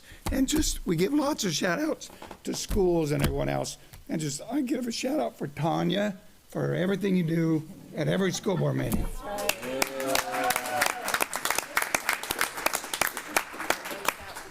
That's it. All right, I will say the texts from your colleagues are real. She showed them to me. She's like, look who is texting me. So good job. I just never get tired of hearing from individual schools and just seeing pictures of your kids and hearing where we're headed. And I'm just really proud of this district and all the work that you guys do. So tell your teams, and we just appreciate you. Just a shout out to our team. Several of our teams had a great deal of success this winter sports season and are headed off into postseason play. So good luck to them. And last thing, just to be clear, when I was talking about the faith leaders group, it occurred to me that I neglected to mention our own amazing counselors are sort of the link that makes this happen. They are in this meeting as well. So they bring the needs of their buildings or their kids. And I mean, this is the vision. And then the faith leaders take on how they might help. And so that's been a really cool, just another way we can reach out and support kids. So that's all I have. Thank you. David stole my thunder. I want to show you. It's pointed down, written down here at Tanya. So we don't look this good by ourselves, let me tell you. We walk into something that is set up so well and organized so well for us. So Tanya is someone who does not get recognized nearly enough for the work that she does. So thank you for this. Absolutely, it's amazing. Of course, and the eyes in the sky, I know, they're watching us, and so everyone online and all the, the Kopachuk families who are hearing the Coyote Clap, that happens because of our tech guys back there.